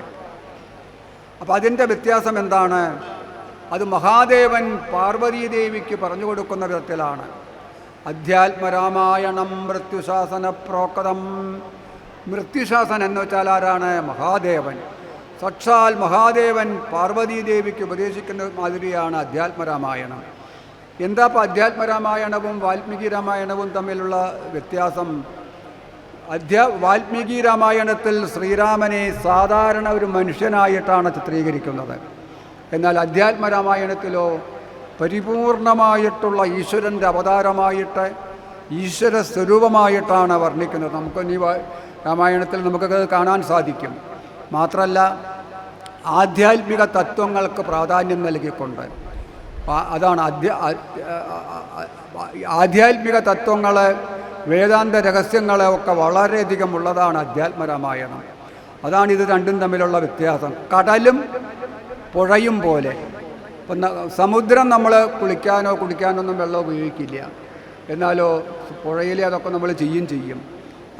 അതേപോലെയാണ് ഈ അധ്യാത്മരാമായണം എന്ന് പറയുകയാണ്. പുരാരി ഗിരിസംഭൂത ശ്രീരാമാർണവസംഗത അധ്യാത്മരാമഗംഗേയം പുനാദിഭുവനത്രയം എന്നാണ് പറയണത്. ശ്രീപരമേശ്വരനാകുന്ന ഹിമാലയ പർവ്വതത്തിൽ നിന്ന് പൊട്ടിപ്പുറപ്പെട്ട് ഒഴുകി ശ്രീരാമചന്ദ്രനാകുന്ന സമുദ്രത്തിലേക്ക് എത്തിച്ചേരുന്ന അധ്യാത്മരാമായണമാകുന്ന ഗംഗാനദി പുനാദിഭുവനത്രയം 3 ലോകത്തെയും ശുദ്ധമാക്കുന്നു. നമ്മുടെ മനസ്സ്, ബുദ്ധി, ഇന്ദ്രിയങ്ങൾ ഇതിനൊക്കെ ശുദ്ധമാക്കി തീർക്കുന്നതാണ് ഈ അധ്യാത്മരാമായണം. അപ്പോൾ ഈ അധ്യാത്മരാമായണത്തിൻ്റെ മാഹാത്മ്യം എവിടെ പറയണത്? അധ്യാത്മരാമായണത്തിൻ്റെ മാഹാത്മ്യം പറയുന്നത് ഈ ബ്രഹ്മാണ്ഡ പുരാണം ഉത്തരഖണ്ഡത്തിലാണ്. അതും സൂത ശൗനക സംവാദമായിട്ടാണ്. ഒരു ദിവസം ശ്രീനാരദ മഹർഷി ഹരേ നാരായണ നാരായണ നാരായണ എന്ന് ജപിച്ചുകൊണ്ട് ബ്രഹ്മലോകത്ത് വരികയാണ്. ബ്രഹ്മലോകത്തേക്ക് നാരദനെ സ്വാഗതം ചെയ്തു. എന്താണ് ഇവിടെ വരാനുള്ള കാരണം ചോദിക്കുകയാണ്. അപ്പോൾ പറഞ്ഞു, ഇപ്പം ഞാൻ കലികാലം ആഗതമായിരിക്കുകയാണല്ലോ, കലിദോഷങ്ങളിൽ നിന്ന് സാധാരണക്കാർക്ക് എങ്ങനെയാണ് രക്ഷ നേടാൻ കിട്ടുക, അതിനെന്താണ് വഴി എന്ന് ചോദിക്കുകയാണ്. അപ്പോഴാണ് നാരദ മഹർഷിയോട് ബ്രഹ്മദേവൻ പറയുന്നത്, ഉമാമഹേശ്വര സ്വരൂപമായിട്ടുള്ള അധ്യാത്മരാമായണത്തെ കേൾക്കുക. അത് കേട്ടിട്ടുണ്ടെങ്കിൽ എല്ലാ ദോഷങ്ങൾക്കും പരിഹാരമുണ്ടാകും എന്നാണ് ബ്രഹ്മദേവൻ പറഞ്ഞു കൊടുക്കുകയാണ്. ബ്രഹ്മദേവൻ ശ്രീരാമചന്ദ്രസ്വാമിയുടെ മാഹാത്മ്യം പറയുകയാണ്. യപൃഥ്വീപരവാരണായ ദിവിജൈർ സംപ്രാർത്ഥിതശ്ചിന്മയ സംജാത പൃഥ്വീതലേരിവികുലേ മായാമനുഷ്യോവ്യയാ നിശ്ചക്രം ഹതരാക്ഷസ പുനരകാൽ ബ്രഹ്മത്വമാദ്യം സ്ഥിരാം കീർത്തിം പാപഹരാം വിദായ ജഗതാം തം ജാനകീശം ഭജേ. ശരിക്കും രാമായണ കഥ മുഴുവൻ ഈ ശ്ലോകത്തിൽ പറഞ്ഞു കഴിഞ്ഞു. അപ്പോൾ രാവണാദികളായ ദുഷ്ടന്മാരെ സംഹരിക്കുവാൻ ബ്രഹ്മാദികളായ ദേവന്മാരുടെ പ്രാർത്ഥന പ്രകാരം ഭൂമിയിൽ അവതരിച്ച് രാവണാദികളെ വധിച്ച് ലോകത്തിൽ ശാശ്വതമായ ശാന്തിയും സമാധാനവും നിലനിർത്തി അവതാരകാര്യങ്ങളൊക്കെ പരിസമാപ്തമാക്കി അവസാനത്തെങ്കിൽ സ്വധാമമായിട്ടുള്ള വൈകുണ്ഠത്തെ പ്രാപിച്ചു. അപ്പം അങ്ങനെയൊക്കെയുള്ള അല്ലയോ ജാനകീവല്ലഭനായ ശ്രീരാമചന്ദ്രസ്വാമിൻ, അവിടുത്തെ ഞങ്ങൾ ശരണം പ്രാപിക്കുന്നു എന്നാണ് ഈ പറഞ്ഞ ശ്ലോകത്തിൻ്റെ താല്പര്യം. അധ്യാത്മരാമായണത്തിൻ്റെ മാഹാത്മ്യം ബ്രഹ്മദേവൻ വീണ്ടും പറയാണ്. പഠന്തിയേ നിത്യമനന്യതേജസ ശൃണ്വന്തി ചാധ്യാത്മിക സപ്നിതം ശുഭം രാമായണം സർവപുരാണ സംഹിതം നിർദോതപാപാഹരിമേവയാദിതേ. ആ ശ്രീരാമചന്ദ്രസ്വാമിയുടെ മഹിമയെ പ്രകാശിപ്പിക്കുന്നതാണ് ഈ അധ്യാത്മരാമായണം. എല്ലാ മംഗളത്തെയും ഉണ്ടാക്കുന്നതാണ്. എല്ലാ പുരാണങ്ങളുടെയും ഇതിഹാസങ്ങളുടെയും ശാസ്ത്രങ്ങളുടെയും സാരസർവസ്വമാണ്. മറ്റു ചിന്തകളൊന്നും കൂടാതെ ഇത് കേൾക്കുകയും പഠിക്കുകയും ചെയ്യുന്നവർ ഈ സകലവിധ പാപങ്ങളും നശിച്ച് ആ ശ്രീഹരിയുടെ പരമമായിട്ടുള്ള പദത്തെ പ്രാപിച്ച് അവർക്ക് മുക്തരാവാൻ സാധിക്കും എന്നും കൂടിയാണ് പറയുകയാണ്. വീണ്ടും പറയാണ്.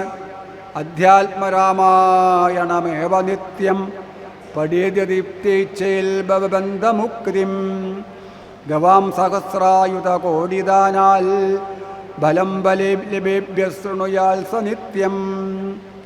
അപ്പോൾ നമ്മൾ ഈ സംസാര സമുദ്രത്തിൽപ്പെട്ട, നേരത്തെ പറഞ്ഞല്ലോ, ഭാര്യ, പുത്രൻ, ഗൃഹം, കുടുംബം, ഇതിൽപ്പെട്ട് കടന്നുഴലുന്ന സ്ഥിതിവിശേഷത്തിനാണ് സംസാര ദുഃഖം അനുഭവിക്കുക എന്ന് പറയുക.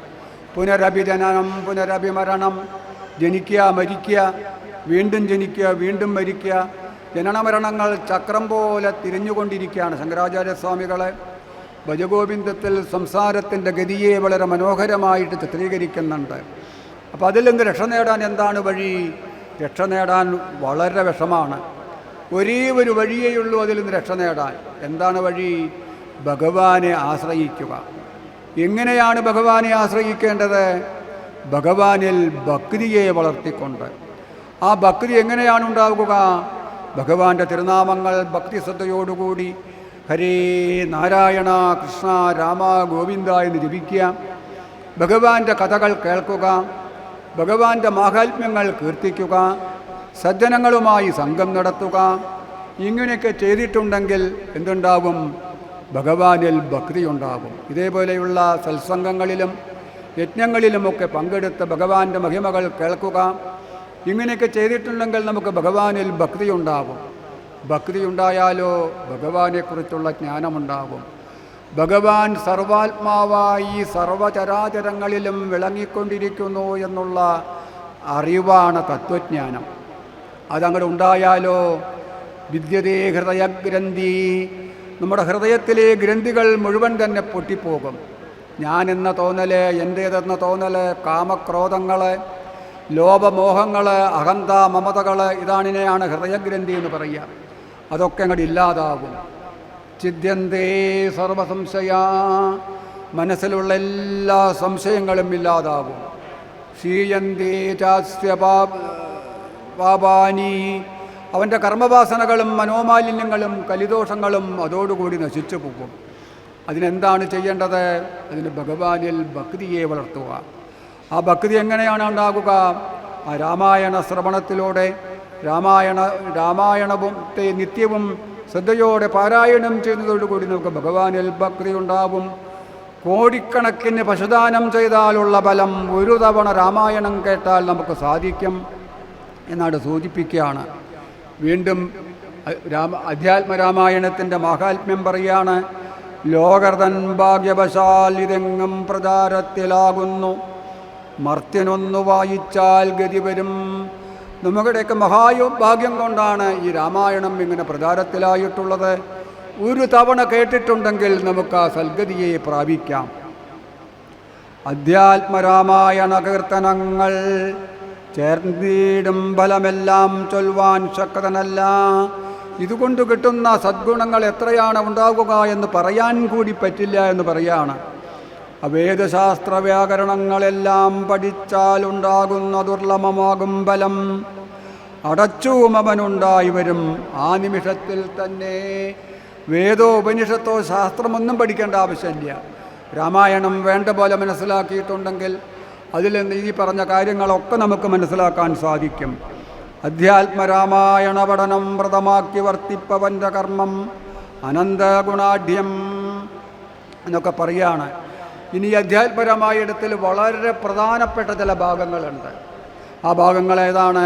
ആദ്യത്തെ ഭാഗം തന്നെ രാമഹൃദയം എന്ന ഭാഗം. ശ്രീരാമനും സീതയും ഹനുമാനും കൂടിയുള്ള സീതയുടെയും ശ്രീരാമചന്ദ്രസ്വാമിയുടെയും പരമമായിട്ടുള്ള തത്വത്തെ പ്രതിപാദിക്കുന്ന ആ ഭാഗം രാമഹൃദയം എന്നാണ്. അത് വളരെ പ്രസിദ്ധമായിട്ടുള്ളതാണ്. മറ്റൊരു പ്രധാന ഭാഗമാണ് ലക്ഷ്മണോപദേശം. രാമായണത്തിൽ ലക്ഷ്മണോപദേശം 4 ദിക്കിലുണ്ട്. ആദ്യം അയോധ്യാകാന്ഡത്തിലൊന്ന് കാണാം. വത്സസൗമിത്രേ കുമാര നീ കേൾക്കണം. ദശരഥൻ ശ്രീരാമനെ പട്ടാഭിഷേകം ചെയ്യാൻ തുടങ്ങിയപ്പോൾ കൗസല്യത് മുടക്കി കാട്ടിലേക്ക് അയക്കണം. അപ്പോൾ അതിൽ കുപിതനായിട്ടുള്ള ലക്ഷ്മണൻ ദശരഥനെ ബന്ധിച്ച് നിത്യസമയത്ത് അഭിഷേകം നടത്താൻ തീരുമാനിക്കുകയാണ്. അപ്പോൾ ലക്ഷ്മണനെ സാന്ത്വനപ്പെടുത്തുന്ന ഒരു ഭാഗത്ത്. പിന്നെ ഇവിടെയാണ് കിഷ്കിന്ധാകാന്ഡത്തിൽ ലക്ഷ്മണോപദേശം. പിന്നെ കിഷ്കിന്ധാകാന്ഡത്തിൽ തന്നെ ക്രിയാമാർഗോപദേശം എന്നൊരു ഭാഗമുണ്ട്. അവസാനത്തിൽ ഉത്തരകാണ്ഡത്തിൽ രാമഗീത എന്ന ഒരു ഉപദേശമുണ്ട്. ശ്രീരാമഗീത കൊണ്ടു തീരാത്ത പാപമൊന്നും തീരുകയില്ല തീർത്ഥം മുതലായവ കൊണ്ടും. ഉപനിഷത്തുക്കൾ കടഞ്ഞെടുത്തിട്ടുള്ള അമൃതാണ് ആ രാമഗീത. നമ്മൾ ഭഗവത്ഗീതയെക്കുറിച്ച് പറയാറുണ്ടല്ലോ, സർവോപനിഷദോ ഗാവ ദോഗ്ധാ ഗോപാലനന്ദന പാർത്ഥോ വത്സ സുധീർഭോക്ത ദുഗ്ധം ഗീതാമൃതം മഹത്.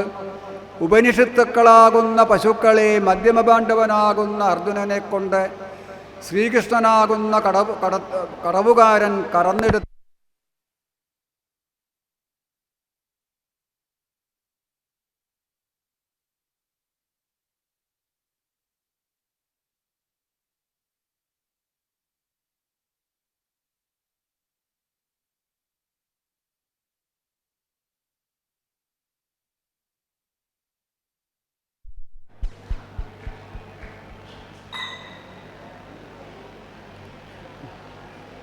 ജാനകീദേവനസ്മരണം ജയ ജയ രാമ രാമ. അപ്പോൾ ഇങ്ങനെ ബ്രഹ്മദേവൻ അധ്യാത്മരാമായണത്തിൻ്റെ മാഹാത്മ്യം ആർക്ക് പറഞ്ഞു കൊടുക്കുകയാണ്? നാരദ മഹർഷിക്ക് പറഞ്ഞു കൊടുക്കുകയാണ്. നാരദ മഹർഷി ബ്രഹ്മദേവൻ്റെ മുഖത്ത് നിന്ന് അധ്യാത്മരാമായണത്തിൻ്റെ മഹിമകൾ കേട്ട് സംതൃപ്തനായി ഹരേ നാരായണ നാരായണ നാരായണ എന്ന് പറഞ്ഞുകൊണ്ട് അദ്ദേഹം തൻ്റെ ആ വഴി എങ്ങനെ പോവുകയാണ് ചെയ്യുന്നത്. അപ്പം അങ്ങനെ അധ്യാത്മപ്രദീപകം അത്യന്തം രഹസ്യമീതധ്യാത്മരാമായണം മൃത്യുശാസന പ്രോക്തം. എങ്ങനെയുള്ള രാമായണം എന്നുള്ള ഇത് എന്നോ നടന്നിട്ടുള്ള കഥയല്ല, ഇപ്പോഴും നടന്നുകൊണ്ടിരിക്കുന്ന പ്രക്രിയയാണ് രാമായണ കഥ. നമ്മൾ ഓരോരുത്തരും അതിലെ കഥാപാത്രങ്ങളാണ്. നമ്മൾ ആ കഥയോട് ബന്ധപ്പെട്ട് പറയുമ്പോൾ അത് നമുക്ക് കേൾക്കാൻ സാധിക്കും.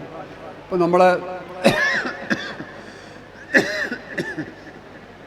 അപ്പോൾ ഈ പറഞ്ഞതൊക്കെ സംസ്കൃത ഭാഷയിലാണ്. സംസ്കൃത ഭാഷ അറിയുന്നവർക്ക് ഇത് വായിച്ചാൽ മനസ്സിലാവുള്ളൂ, വായിക്കാൻ സാധിക്കുള്ളൂ. അപ്പോൾ നമുക്ക് രാമായണത്തെ പരിചയപ്പെടുത്തി തരുന്നത് ആരാണ്? പരമഭാഗവതോത്തമനായിട്ടുള്ള തുഞ്ചത്ത് രാമാനുജൻ എഴുത്തച്ഛൻ. തുഞ്ചത്ത് നമുക്ക് ആധ്യാത്മിക ആചാര്യന്മാർ നമ്മുടെ നാട്ടിൽ നിരവധിയാണ്. ശങ്കരാചാര്യസ്വാമികൾ ജഗദ്ഗുരുവാണ്, ലോകത്തിൻ്റെ മുഴുവൻ ഗുരുവാണ്. നമ്മുടെ നാട്ടുകാരനാണ്, കാലടിയിലാണ് ജനിച്ചിട്ടുള്ളത്. പക്ഷേ ശങ്കരാചാര്യരെക്കാളും നമുക്ക് കൂടുതൽ അടുപ്പമുള്ളത്, പ്രാതസ്മരണീയനായിട്ടുള്ള ആചാര്യനായിട്ടുള്ളത് ആരാണ്? തുഞ്ചത്തെഴുത്തച്ഛനാണ്. സാനന്ദരൂപം സകലപ്രബോധം ആനന്ദദാനാമൃതപാരിജാതം മനുഷ്യപത്മേഷു രവിസ്വരൂപം നമവൂമി തുഞ്ചത്തെഴുമാര്യപാദം. തുഞ്ചത്തെഴുത്തച്ഛനെ സ്മരിച്ചുകൊണ്ടാണ് നമ്മൾ അധ്യാത്മരാമായണം വായിക്കുക. എന്താ തുഞ്ചത്തെഴുത്തച്ഛൻ്റെ സവിശേഷത? ഒരു 450 കൊല്ലങ്ങൾക്ക് മുമ്പാണ് അദ്ദേഹം ജീവിച്ചിരുന്നത്. 16-ാം നൂറ്റാണ്ടിൻ്റെ ഉത്തരാർദ്ധത്തിൽ ഇന്നത്തെ ഈ മലപ്പുറം ജില്ലയിലെ തിരൂർ തൃക്കണ്ടിയൂർ ശിവക്ഷേത്രത്തിൻ്റെ അടുത്തുള്ള തുഞ്ചൻ പറമ്പിൽ അന്നത്തെ സാമൂഹ്യ വ്യവസ്ഥിതി വളരെ ദുഷിച്ചതാണ്. അന്ധവിശ്വാസങ്ങൾ, അനാചാരങ്ങൾ, തൊട്ടുകൂടായ്മ, തീണ്ടിക്കൂടായ്മ ഇതൊക്കെ നടമാടിക്കൊണ്ടിരിക്കുന്ന കാലഘട്ടമാണ്. സംസ്കൃതം പഠിക്കുക, പുരാണേതിഹാസങ്ങൾ കേൾക്കുക, ഇതൊക്കെ സാധാരണക്കാരായിട്ടുള്ള ആളുകൾക്ക് വിധിച്ചിട്ടില്ല. സമൂഹത്തിൽ ഉയർന്ന വിഭാഗത്തിന് മാത്രമേ വേദോപനിഷത്തുകൾ അഭ്യസിക്കാനും പുരാണേതിഹാസങ്ങൾ വായിക്കാനും സംസ്കൃതം പഠിക്കാനൊക്കെ അന്ന് അർഹതയുണ്ടായിരുന്നുള്ളൂ. തുഞ്ചത്തെഴുത്തച്ഛൻ ഇതൊക്കെ പഠിച്ച് മനസ്സിലാക്കി സാധാരണക്കാരായിട്ടുള്ള ആളുകൾക്ക് പറഞ്ഞു കൊടുക്കാൻ വേണ്ടി ഭാവിക്കുകയാണ്. പക്ഷേ അതിന് അന്നത്തെ സാമൂഹ്യ വ്യവസ്ഥിതി അനുവദിക്കുന്നില്ല. കാരണം തുഞ്ചത്തെഴുത്തച്ഛൻ ആരാണ്? ഒരു ബ്രാഹ്മണന് ഒരു ചക്കാലനായ സ്ത്രീയിലുണ്ടായിട്ടുള്ള പുത്രനാണ്. അപ്പോൾ കുലത്തൊഴിൽ എന്താണ്? ചക്കിലെ എണ്ണ ആട്ടലാണ് പതിവ്, എള്ളാട്ടലാണ് പതിവ് ജോലി. അപ്പോൾ ഒരുമാതിരി കളിയാക്കിക്കൊണ്ട് ചോദിച്ചു, ഇത്ര തുഞ്ചൻ്റെ ചക്കിൽ എത്ര ആടുന്ന്? അപ്പോൾ എന്താ പറഞ്ഞു കൊടുത്തത്? 6 4 ആടുന്ന്. 4 വേദങ്ങളും 6 ശാസ്ത്രവും എൻ്റെ ചക്കിലാടുന്നാണ് പറഞ്ഞു കൊടുത്തത്. വേദം പഠിപ്പിക്കുന്നതിൻ്റെ അടുത്ത് കൂടെ ഇദ്ദേഹം ഒരു തവണ ചെന്നപ്പോൾ ഒക്കെ തെറ്റിയിട്ടാണ് ചെല്ലണത്. അപ്പോൾ കാട് കാട് കാട് എന്ന് പറഞ്ഞു. അപ്പോൾ അവർക്ക് ഇദ്ദേഹത്തിന് മനസ്സിലാക്കാൻ സാധിക്കും. അപ്പോൾ ഈ തനിക്ക് പറയാനുള്ള കാര്യങ്ങൾ നേരിട്ട് പറയാൻ പറ്റാത്ത ഒരു സ്ഥിതിവിശേഷം ഉള്ള ആ അവസരമാണ്. അപ്പോൾ ആളുകളെ ഭക്തിയിലൂടെ ഭഗവാനിലേക്ക് എത്തിക്കുവാൻ വേണ്ടി അദ്ദേഹം ശ്രമിക്കുകയാണ്. അതിനെന്താ അദ്ദേഹം കണ്ടുപിടിച്ച മാർഗം എന്താണ്? ഒരു കിളിയെ വിളിച്ചു വരുത്തി ആ കിളി പറയുന്നതുമാതിരി തനിക്ക് പറയാവുന്ന കാര്യങ്ങൾ അങ്ങനെ പറയാം. അപ്പം അങ്ങനെ തുഞ്ചത്തെഴുത്തച്ഛൻ അധ്യാത്മരാമായണത്തെ കിളിപ്പാട്ട് രൂപത്തിൽ നമുക്ക് പറഞ്ഞു തരാണ്. അപ്പോൾ നേരത്തെ നമ്മൾ പറഞ്ഞത് സംസ്കൃതത്തിലുള്ള കാര്യങ്ങളാണ്, അതിനെ കിളിപ്പാട്ട് രൂപത്തിൽ നമുക്ക് അങ്ങോട്ട് പറഞ്ഞു തരണോ. ഇപ്പോൾ നമ്മൾ നേരത്തെ പറഞ്ഞില്ലേ 4238 ശ്ലോകങ്ങളുള്ള ഉമാമഹേശ്വര സ്വരൂപമായിട്ടുള്ള അധ്യാത്മരാമായണത്തിനെ കിളിപ്പാട്ട് രൂപത്തിൽ തുഞ്ചത്തെഴുത്തച്ഛൻ പരിഭാഷപ്പെടുത്തുന്നു. അത് സ്വതന്ത്ര പരിഭാഷയാണ്, ഓരോ ശ്ലോകത്തിൻ്റെ അർത്ഥമല്ല. ഒരു ശ്ലോകം ഉണ്ടെങ്കിൽ അതിന് വളരെ വിസ്തരിച്ച് തൻ്റെ യുക്തിക്കനുസരിച്ച് ഭക്തിയും മറ്റു ചരിത്രങ്ങളുമൊക്കെ ചേർത്തുകൊണ്ടാണ് അതിൻ്റെ ആ വിവരണം തുഞ്ചത്തെഴുത്തച്ഛൻ നിർവഹിക്കുന്നത്. നമുക്ക് വായിക്കുമ്പോൾ മനസ്സിലാക്കാൻ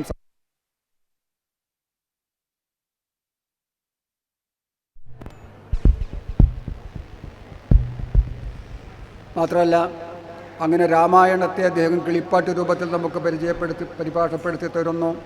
അപ്പോൾ ആദ്യമായിട്ട് നമുക്ക് മലയാളികളായ നമുക്ക് രാമകഥ പറഞ്ഞു തന്നത്, ശ്രീകൃഷ്ണൻ്റെ കഥ പറഞ്ഞു തന്നത്, ദേവിയുടെ കഥ പറഞ്ഞു തന്നത് തുഞ്ചത്തെഴുത്തച്ഛനാണ്. അതാണ് തുഞ്ചത്തെഴുത്തച്ഛൻ്റെ വിശേഷത.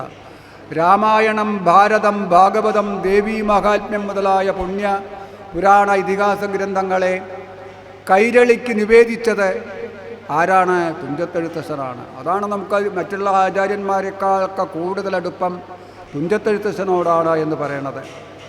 പിന്നെ രാമായണം എഴുതിയതിന് ശേഷം അദ്ദേഹം പിന്നീട് ഇന്ന് വെറുതെ ഇരിക്കുകയല്ല ചെയ്തത്. അദ്ദേഹം ഭാഗവതത്തെ കിളിപ്പാട്ട് രൂപത്തിൽ പരിഭാഷപ്പെടുത്തി തരാണ്. മഹാഭാഗവതം കിളിപ്പാട്ട് അതാണ് നമ്മുടെ ഭവനങ്ങളിലൊക്കെ സ്ഥിരമായിട്ട് വായിച്ചിരുന്നത്. ഇപ്പോൾ അങ്ങോട്ട് തെക്കൻ ജില്ലകളിലേക്കൊക്കെ പോയിട്ടുണ്ടെങ്കിൽ സപ്താഹം നമ്മുടെ നാട്ടിലൊക്കെ മൂലം ഭാഗവതമാണ് നടത്താറുള്ളത്. കിളിപ്പാട്ട് തുഞ്ചത്തെഴുത്തച്ഛനാൽ വിരചിതമായിട്ടുള്ള കിളിപ്പാട്ട് ഭാഗവതമാണ് അവിടെ സപ്താഹമായിട്ടൊക്കെ നടത്താറുള്ളത്. അത്രയും പ്രചാരത്തിലാണ്. അതും സ്വതന്ത്രമായിട്ടുള്ള പരിഭാഷയാണ്. പിന്നീട് അദ്ദേഹം എന്താണ് ചെയ്തത്? മഹാഭാരതത്തെ 1,25,000-ഓളം ശ്ലോകങ്ങളുള്ള ബൃഹത്തും മഹത്വമായിട്ടുള്ള ഗ്രന്ഥതലജമാണ് മഹാഭാരതം. ലോകത്തിൽ എന്തെല്ലാമുണ്ടോ അത് മുഴുവൻ മഹാഭാരതത്തിലുണ്ട്. ധർമ്മേ ഹ്യർത്ഥേ ച കാമേ ച മോക്ഷേ ച ഭരതർഷഭ യതിഹാസ്തി തദന്യത്ര എന്നോഹാസ്തി നത്തത് ക്വചിത്. ലോകത്തിൽ എന്തെല്ലാമുണ്ടോ അത് മുഴുവൻ മഹാഭാരതത്തിലുണ്ട്. ഇന്ന് കാണുന്ന സയൻസും ശാസ്ത്രവും സാങ്കേതിക വിദ്യകളും എന്ന് വേണ്ട എല്ലാം നമുക്ക് മഹാഭാരതത്തിൽ കാണാൻ സാധിക്കും. അപ്പോൾ ഇതേപോലെ ഒരു ഗ്രന്ഥം ലോക സാഹിത്യത്തിലില്ല എന്നുള്ളതാണ് വിശേഷത. മഹാഭാരതത്തെ പോലെ ഇത്രയും ശ്ലോകസംഖ്യയുള്ള.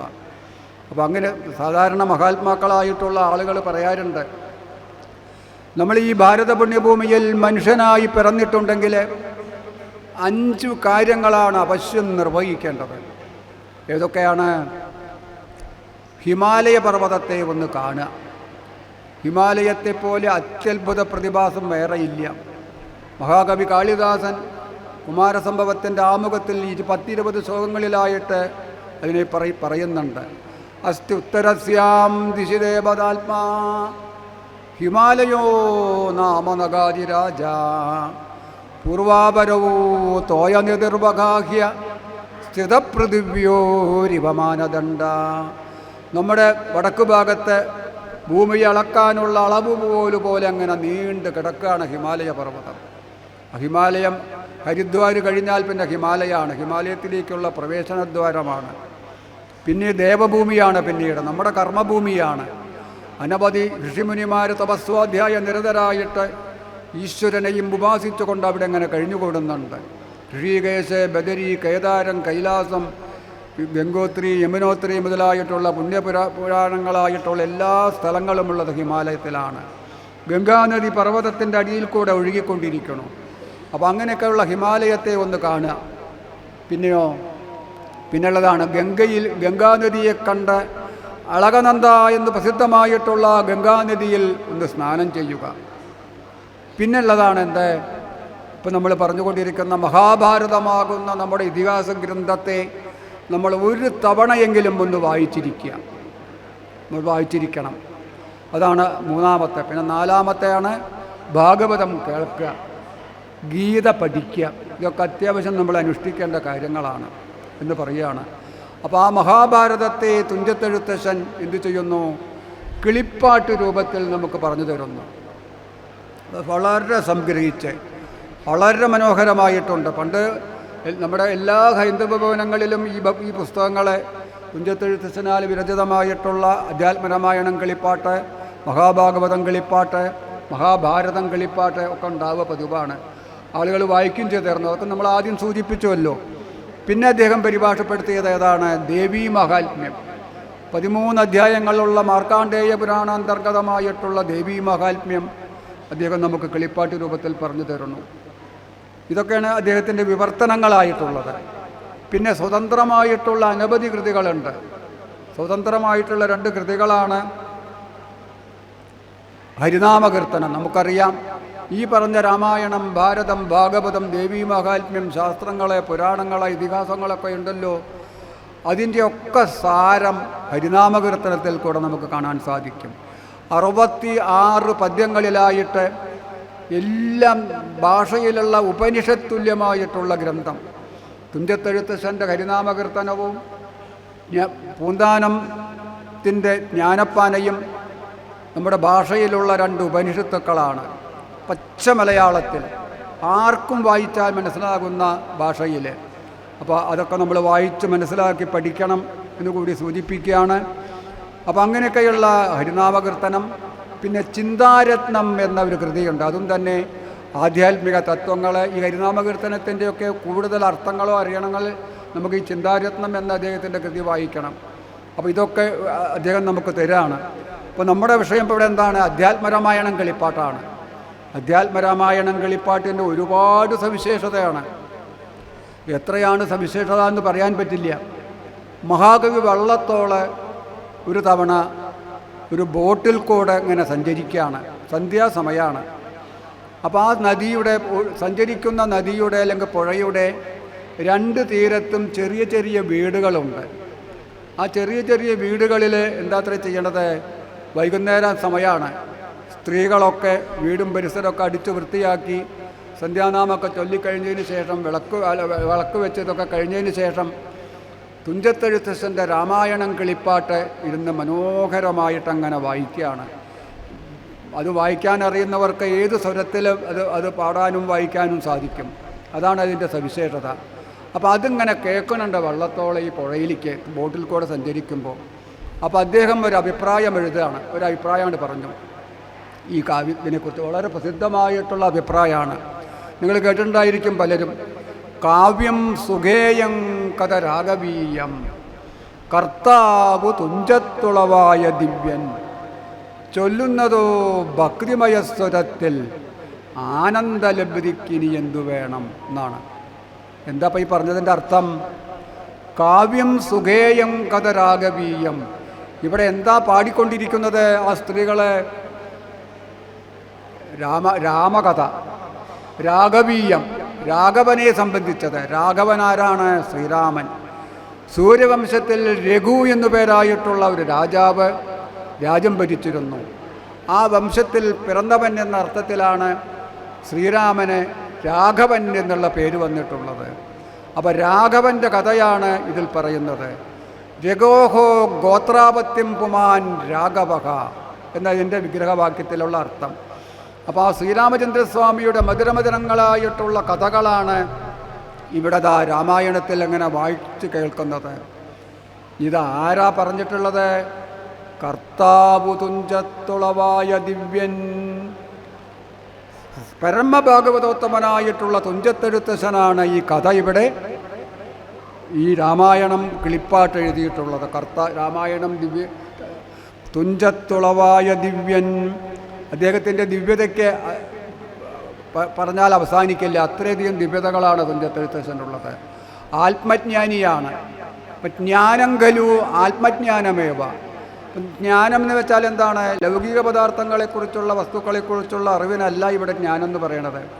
ഈശ്വരനെക്കുറിച്ചുള്ള അറിവിനെയാണ് ആത്മജ്ഞാനം എന്ന് പറയുക. ഏകേന ആത്മവിജ്ഞാനേന അഖിലം വിജ്ഞാനം ഭവതി. ഈശ്വരനെക്കുറിച്ചുള്ള അറിവ് അങ്ങോട്ട് ലഭിച്ചിട്ടുണ്ടെങ്കിൽ നമുക്ക് എല്ലാ വിഷയങ്ങളെക്കുറിച്ചുമുള്ള അറിവുണ്ടാവും. നമ്മുടെ ഋഷീശ്വരന്മാരൊക്കെ ആത്മജ്ഞാനികളാണ്. അവർക്ക് ഏത് വിഷയത്തെക്കുറിച്ച് ചോദിച്ചാലും അവർക്ക് മറുപടി പറയാൻ സാധിക്കും. ഇപ്പോൾ നമ്മളിപ്പോൾ സ്കൂളിലൊക്കെ ടീച്ചർമാരും മാഷുമാർക്കൊക്കെ അവർക്ക് പഠിപ്പിക്കുന്ന വിഷയമേ പഠിപ്പിക്കാൻ പറ്റുള്ളൂ. കണക്ക് പഠിപ്പിക്കുന്ന ആൾക്ക് കണക്കേ പഠിപ്പിക്കാൻ പറ്റുള്ളൂ, ഇംഗ്ലീഷ് പഠിപ്പിക്കാൻ പറ്റുമോ? ഇല്ല. അതേമാതിരിയാണ്. എന്നാൽ ആത്മജ്ഞാനം ലഭിച്ചവർക്കോ ഏത് വിഷയം അവർക്കൊക്കെ എല്ലാം ബൈഹാർട്ടാണ്. അങ്ങനെ ആത്മജ്ഞാനം ലഭിച്ചിട്ടുള്ള ആളാണ് ആര്? തുഞ്ചത്തെഴുത്തച്ഛൻ. ഇപ്പം നമുക്കറിയാം, ശ്രീ ഗുരുവായൂരപ്പൻ അത്യന്തം ഇഷ്ടപ്പെട്ടതും ഭക്തജനങ്ങൾ ഏറ്റവും ആദരിച്ചു വരുന്നതുമായ ഉത്തമ ശാസ്ത്രഗ്രന്ഥമാണ് നാരായണീയം. നാരായണീയത്തിൻ്റെ കർത്താവ് ആരാണ്? മേൽപ്പത്തൂർ നാരായണ ഭട്ടതിരിപ്പാട്. മേൽപ്പത്തൂർ നാരായണ ഭട്ടതിരിപ്പാടിൻ്റെ നാരായണീയം എഴുതാൻ പോലും നിർദ്ദേശം നൽകിയത്, പ്രചോദനമരുളിയത് ആരാണ്? തുഞ്ചത്തെഴുത്തച്ഛൻ. അതിലേക്കാണ് അപ്പോൾ നമ്മൾ വിരൽ ചൂണ്ടുന്നത്. അതായത് ഈ നാരായണ ഭട്ടതിരിപ്പാടിൻ്റെ വാദം പിടിപെടുകയാണ്. അദ്ദേഹത്തിൻ്റെ ഗുരുനാഥനിൽ നിന്ന് ഏറ്റുവാങ്ങിയത് അച്യുതപ്പിഷാരോടി. ഗുരുനാഥന് വാദം പിടിപെട്ട് മാറണില്ല. ഒരുപാട് ചികിത്സ ചെയ്തു, എന്ത് ചെയ്തിട്ടും വൈദ്യനെ കാണിച്ചിട്ടും മരുന്ന് കഴിച്ചിട്ടും രോഗം മാറണില്ല. അപ്പോൾ രോഗം മരുന്ന് കഴിച്ചിട്ടൊന്നും മാറാത്തപ്പോഴാണല്ലോ നമ്മൾ ഒന്ന് രാശി വെച്ച് നോക്കുക. ഇപ്പം എങ്ങനെയാണ് കാലസ്ഥിതി, രോഗത്തിൻ്റെ ആധിക്യം എത്ര ഉണ്ടാവും, മാറുമോ, എന്നിട്ട് വേണമല്ലോ ഇനി എന്താണ് വേണ്ടതെന്ന് ചോദിക്കുമ്പോൾ ഒരു പ്രസിദ്ധ ജ്യോത്സ്യനെ കൊണ്ട് രാശി വെപ്പിച്ച് നോക്കി. അപ്പോൾ എന്താ ജ്യോത്സ്യൻ പറഞ്ഞത്? ജ്യോതിഷപ്രകാരം കണ്ടത്, ഇത് പൂർവജന്മകൃതം പാപം വ്യാധിരൂപേണ ജായതേ. ഇത് മരുന്ന് കഴിച്ചിട്ടോ മന്ത്രവാദം ചെയ്തുകൊണ്ടോ ഒന്നും ഈ രോഗം മാറില്ല.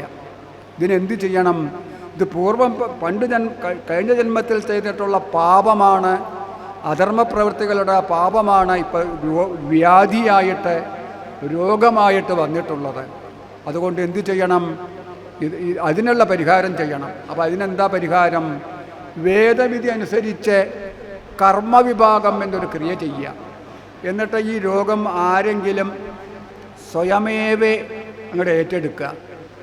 ആരാതിന് തയ്യാറാവുമോ? വേറെ ആളുടെ രോഗം ഏറ്റെടുക്കാൻ വേറെ ആരെങ്കിലും തയ്യാറാവുമോ? അനവധി ശിഷ്യന്മാരുണ്ട്, അവരൊക്കെ മുഖം തിരിക്കുകയാണ് ചെയ്തത്. ഞങ്ങളെ കൊണ്ടൊന്നും പറ്റില്ല, അങ്ങയുടെ രോഗം എടുക്കാൻ പറഞ്ഞു. അപ്പം മേൽപ്പത്തൂർ നാരായണ ഭട്ടതിരിപ്പാട് ആ രോഗം കൂടെ ഏറ്റെടുക്കുക. ഗുരുനാഥ, ഞാൻ പൂർണ്ണ മനസ്സോടുകൂടി അങ്ങയുടെ രോഗം ഞാൻ ഏറ്റെടുത്തുകൊള്ളാമെന്ന് പറഞ്ഞ് ഏറ്റെടുക്കുന്നു.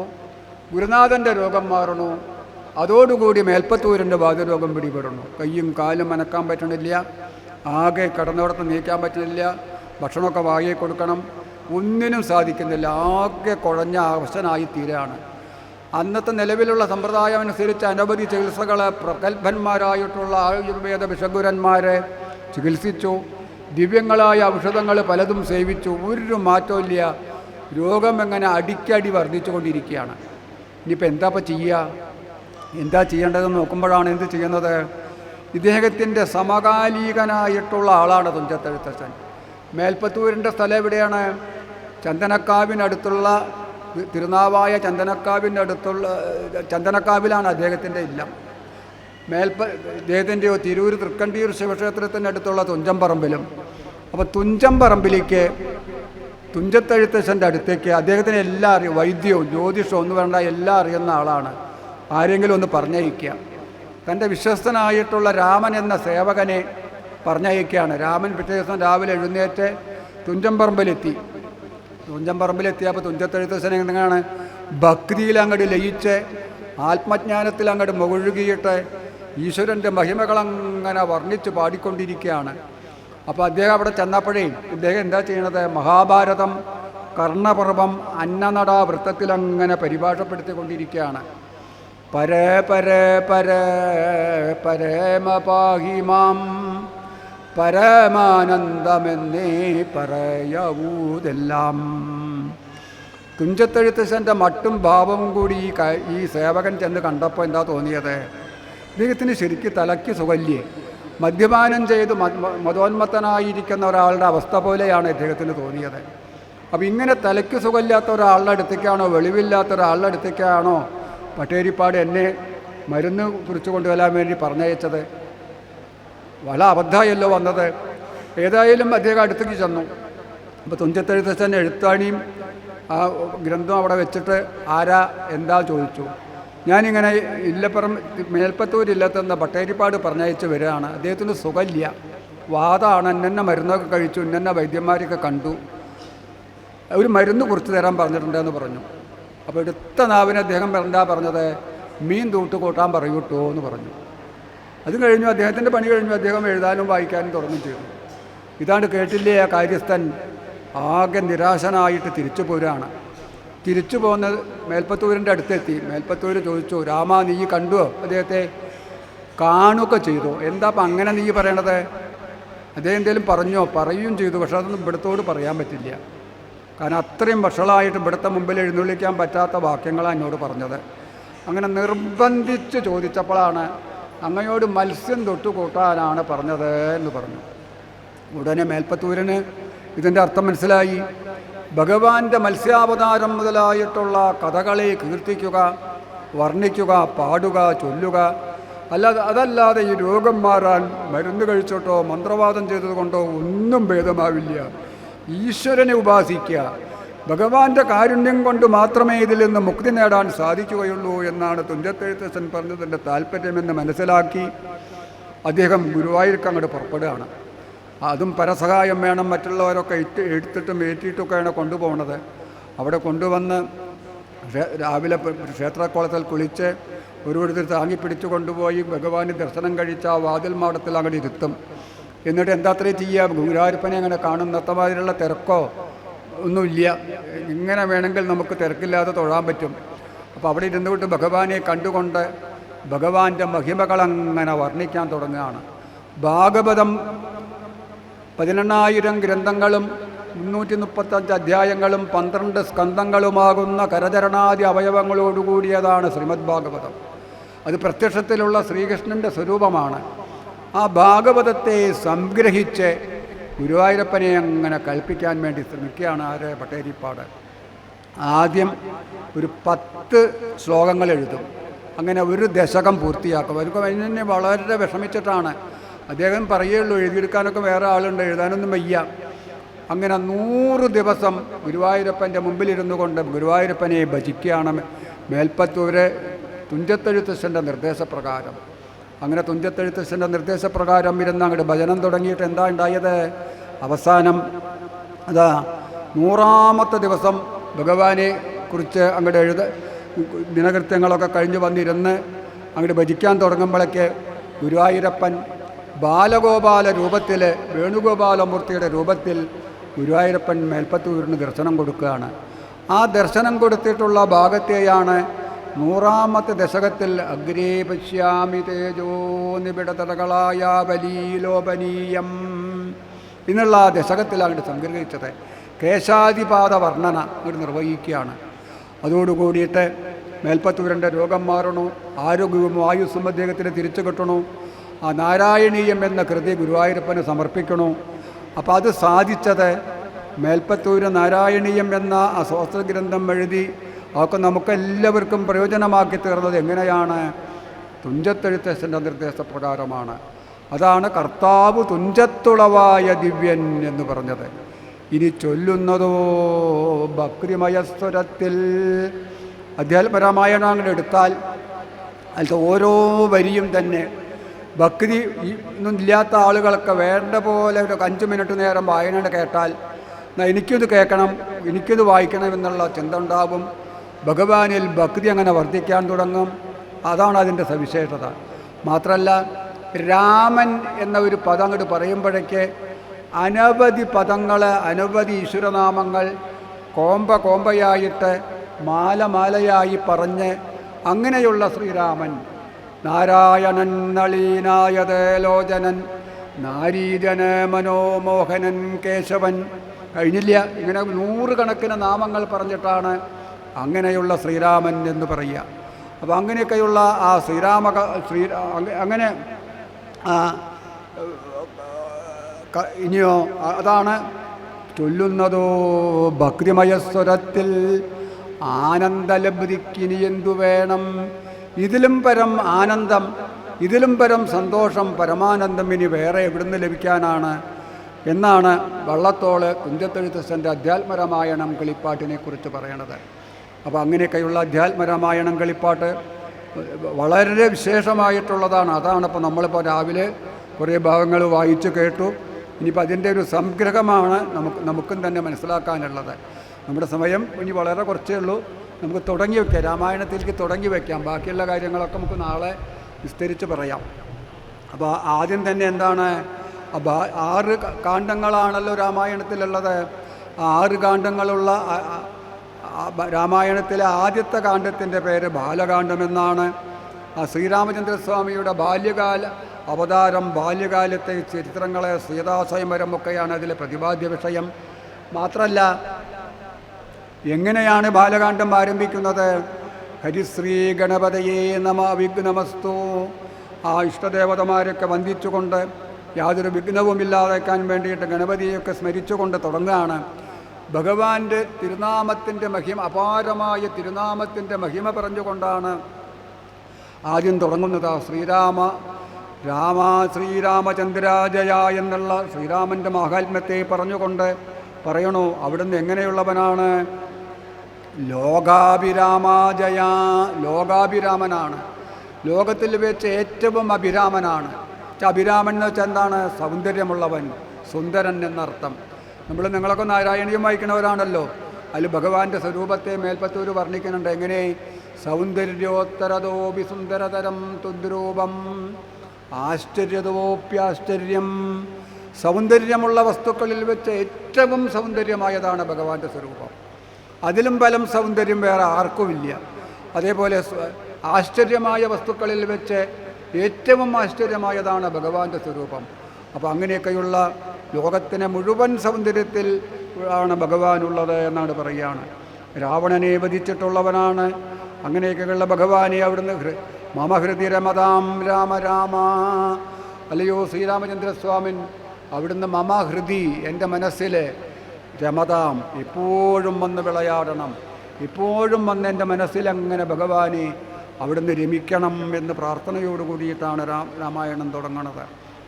പിന്നെയും പറയാണ്, പിന്നെ രമണീയ വിഗ്രഹ നമസ്തുതേ എന്ന് പറയുന്നുണ്ട്. നാരായണായ നമോ, നാരായണായ നമോ, നാരായണായ നമോ, നാരായണായ നമോ. നേരത്തെ പറഞ്ഞില്ലേ, ചൊല്ലുന്നതോ ഭക്തിമയസ്വരത്തിൽ എന്ന് പറഞ്ഞല്ലോ. അപ്പോൾ ഭഗവാന്റെ തിരുനാമത്തിൻ്റെ മഹിമ വീണ്ടും വീണ്ടും പറഞ്ഞുകൊണ്ട് പറയാണ്.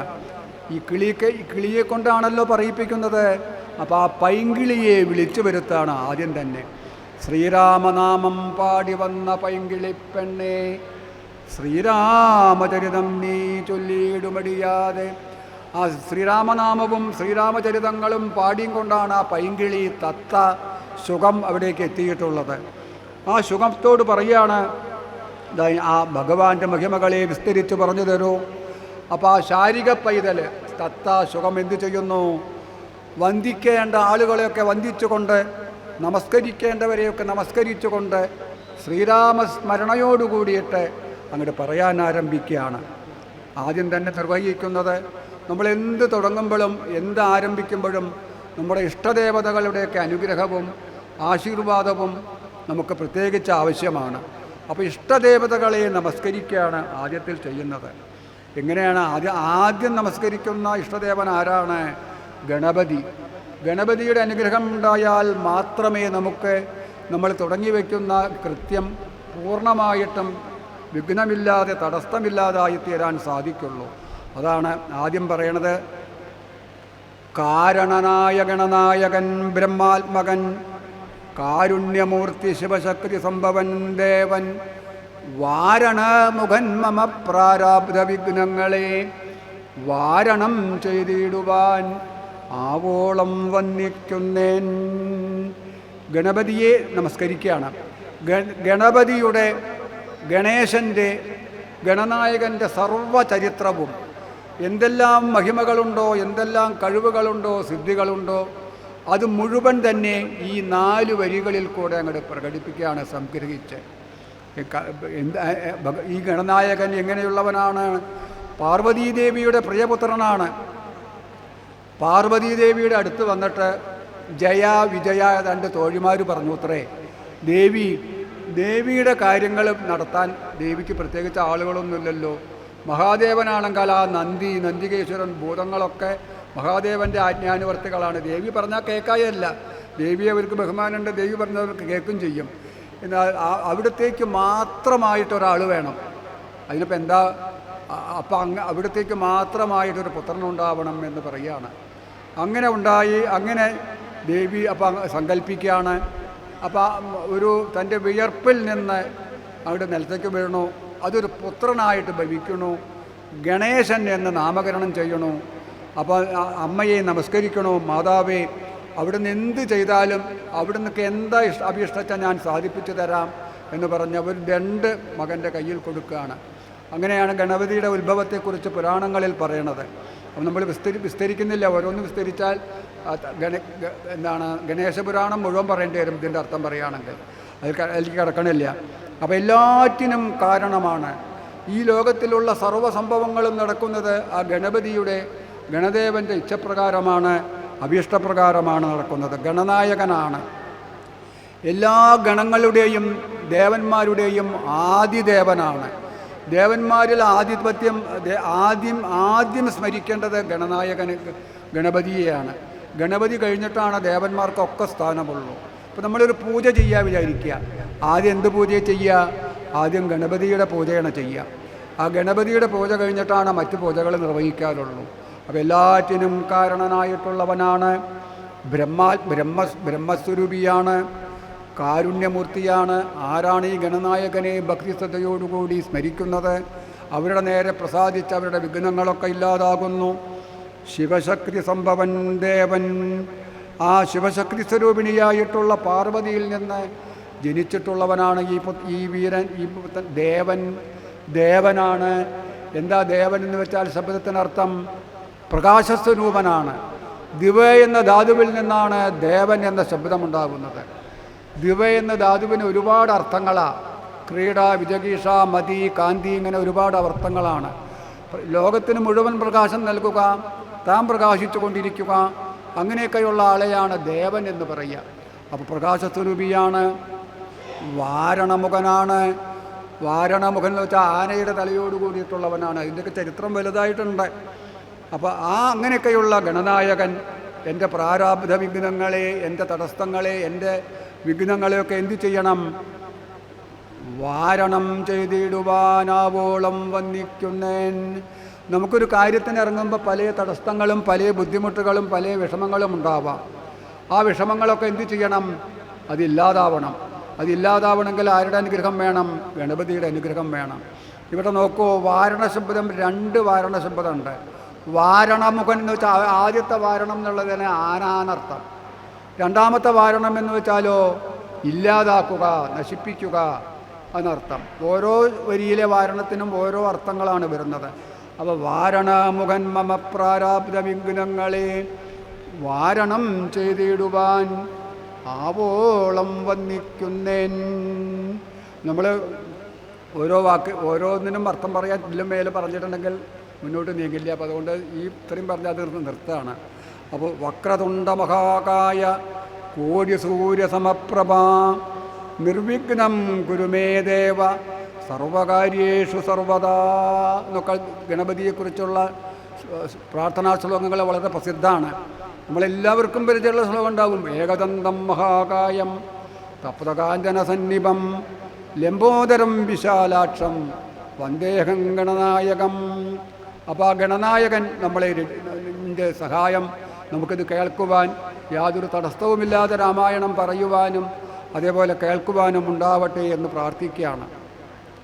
അമരകോശത്തിൽ ഗണപതിക്ക് 8 തിരുനാമങ്ങൾ പറയുന്നുണ്ട്.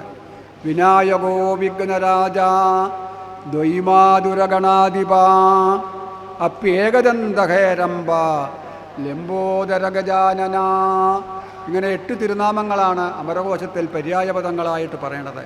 വിനായകൻ, വിഘ്നരാജൻ, വിഘ്നങ്ങളെ ഇല്ലാതാക്കുന്ന, ദ്വൈമാതുരൻ, ഗണാധിപൻ, ഏകദന്തൻ, ഹേരംബൻ, ലംബോദരൻ, ഗജാനനൻ. ഇങ്ങനെ 8 പര്യായ ശബ്ദങ്ങൾ പറയുന്നുണ്ട്. എല്ലാ കാര്യത്തിലും പ്രസിദ്ധനായിട്ടുള്ള ആളാണ് ആര്? ഗണപതി. ഇനി എല്ലാറ്റിനും ആദിമസ്ഥാനം. ഇനി ഭക്ഷണത്തിൻ്റെ കാര്യത്തിലും ഗണപതിക്കാണ് 1-ാം സ്ഥാനം. ഇപ്പോൾ പൂജയുടെ കാര്യത്തിൽ പറഞ്ഞു, ഭക്ഷണത്തിൻ്റെ കാര്യത്തിൽ, അതുപോലെ വന്ദിക്കേണ്ട കാര്യത്തിൽ, ദേവന്മാരുടെ ഒക്കെ ആദ്യ സ്ഥാനമാർക്കാണ്? ഗണപതിക്കാണ് എന്ന് പറയുകയാണ്. അപ്പോൾ ഗണപതി പ്രാതലൊക്കെ വളരെ വിശേഷപ്പെട്ടിട്ടുള്ള ഒരു ഇതാണ്. അപ്പോൾ ഒരു തവണ ഒരു ഗണപതി പ്രാതലിന് പോകേണ്ട കാര്യങ്ങളൊക്കെ ഉണ്ട്. നമുക്കത് പറഞ്ഞാൽ അവസാനിക്കില്ല. ഇനി ചെറിയൊരു ചടങ്ങും കൂടി ഇത് കഴിഞ്ഞാൽ ഇവിടെ നമുക്ക് അനുഷ്ഠിക്കാനുണ്ട്. അപ്പോൾ ഇനി അധികം നീട്ടിക്കൊണ്ട് പോവുകയല്ല ചെയ്യുന്നത്. നമുക്കിനി സരസ്വതിയുടെ വന്ദനം, വേദവ്യാസൻ്റെ വന്ദനം, ശ്രീകൃഷ്ണൻ്റെ വന്ദനം, മഹാദേവൻ്റെ വന്ദനം, മറ്റു ദേവീദേവന്മാരുടെ വന്ദനമൊക്കെയാണ് ഇനി അടുത്ത ഭാഗങ്ങളിലായിട്ട് നമുക്ക് പറയാൻ പോകുന്നത്. അപ്പോൾ നമ്മൾ ഏതായാലും രാമായണം തുടങ്ങി വെച്ചു. ബാക്കി ഭാഗങ്ങൾ നമുക്ക് നാളെ ഇതേപോലെ തന്നെ 10 മണിക്ക് നമുക്ക് ആരംഭിക്കാം. ആ സർവൈശ്വര്യപതിയും സർവമംഗളസ്വരൂപനുമായിട്ടുള്ള ആ ഭഗവാന്റെ അനുഗ്രഹം നമുക്കൊക്കെ ഉണ്ടാവട്ടെ. ആ ഭഗവാന്റെ ആ പാദപത്മങ്ങളിൽ നമുക്ക് ഓരോരുത്തർക്കും ഭക്തി ഉണ്ടാവട്ടെ. അതിന് ഭഗവാൻ നമ്മളെ അനുഗ്രഹിക്കട്ടെ എന്ന് പ്രാർത്ഥിച്ചുകൊണ്ട് ഈ വാക്കുകളിവിടെ ദേവിയുടെ പാദങ്ങളിൽ സമർപ്പിക്കുന്നു.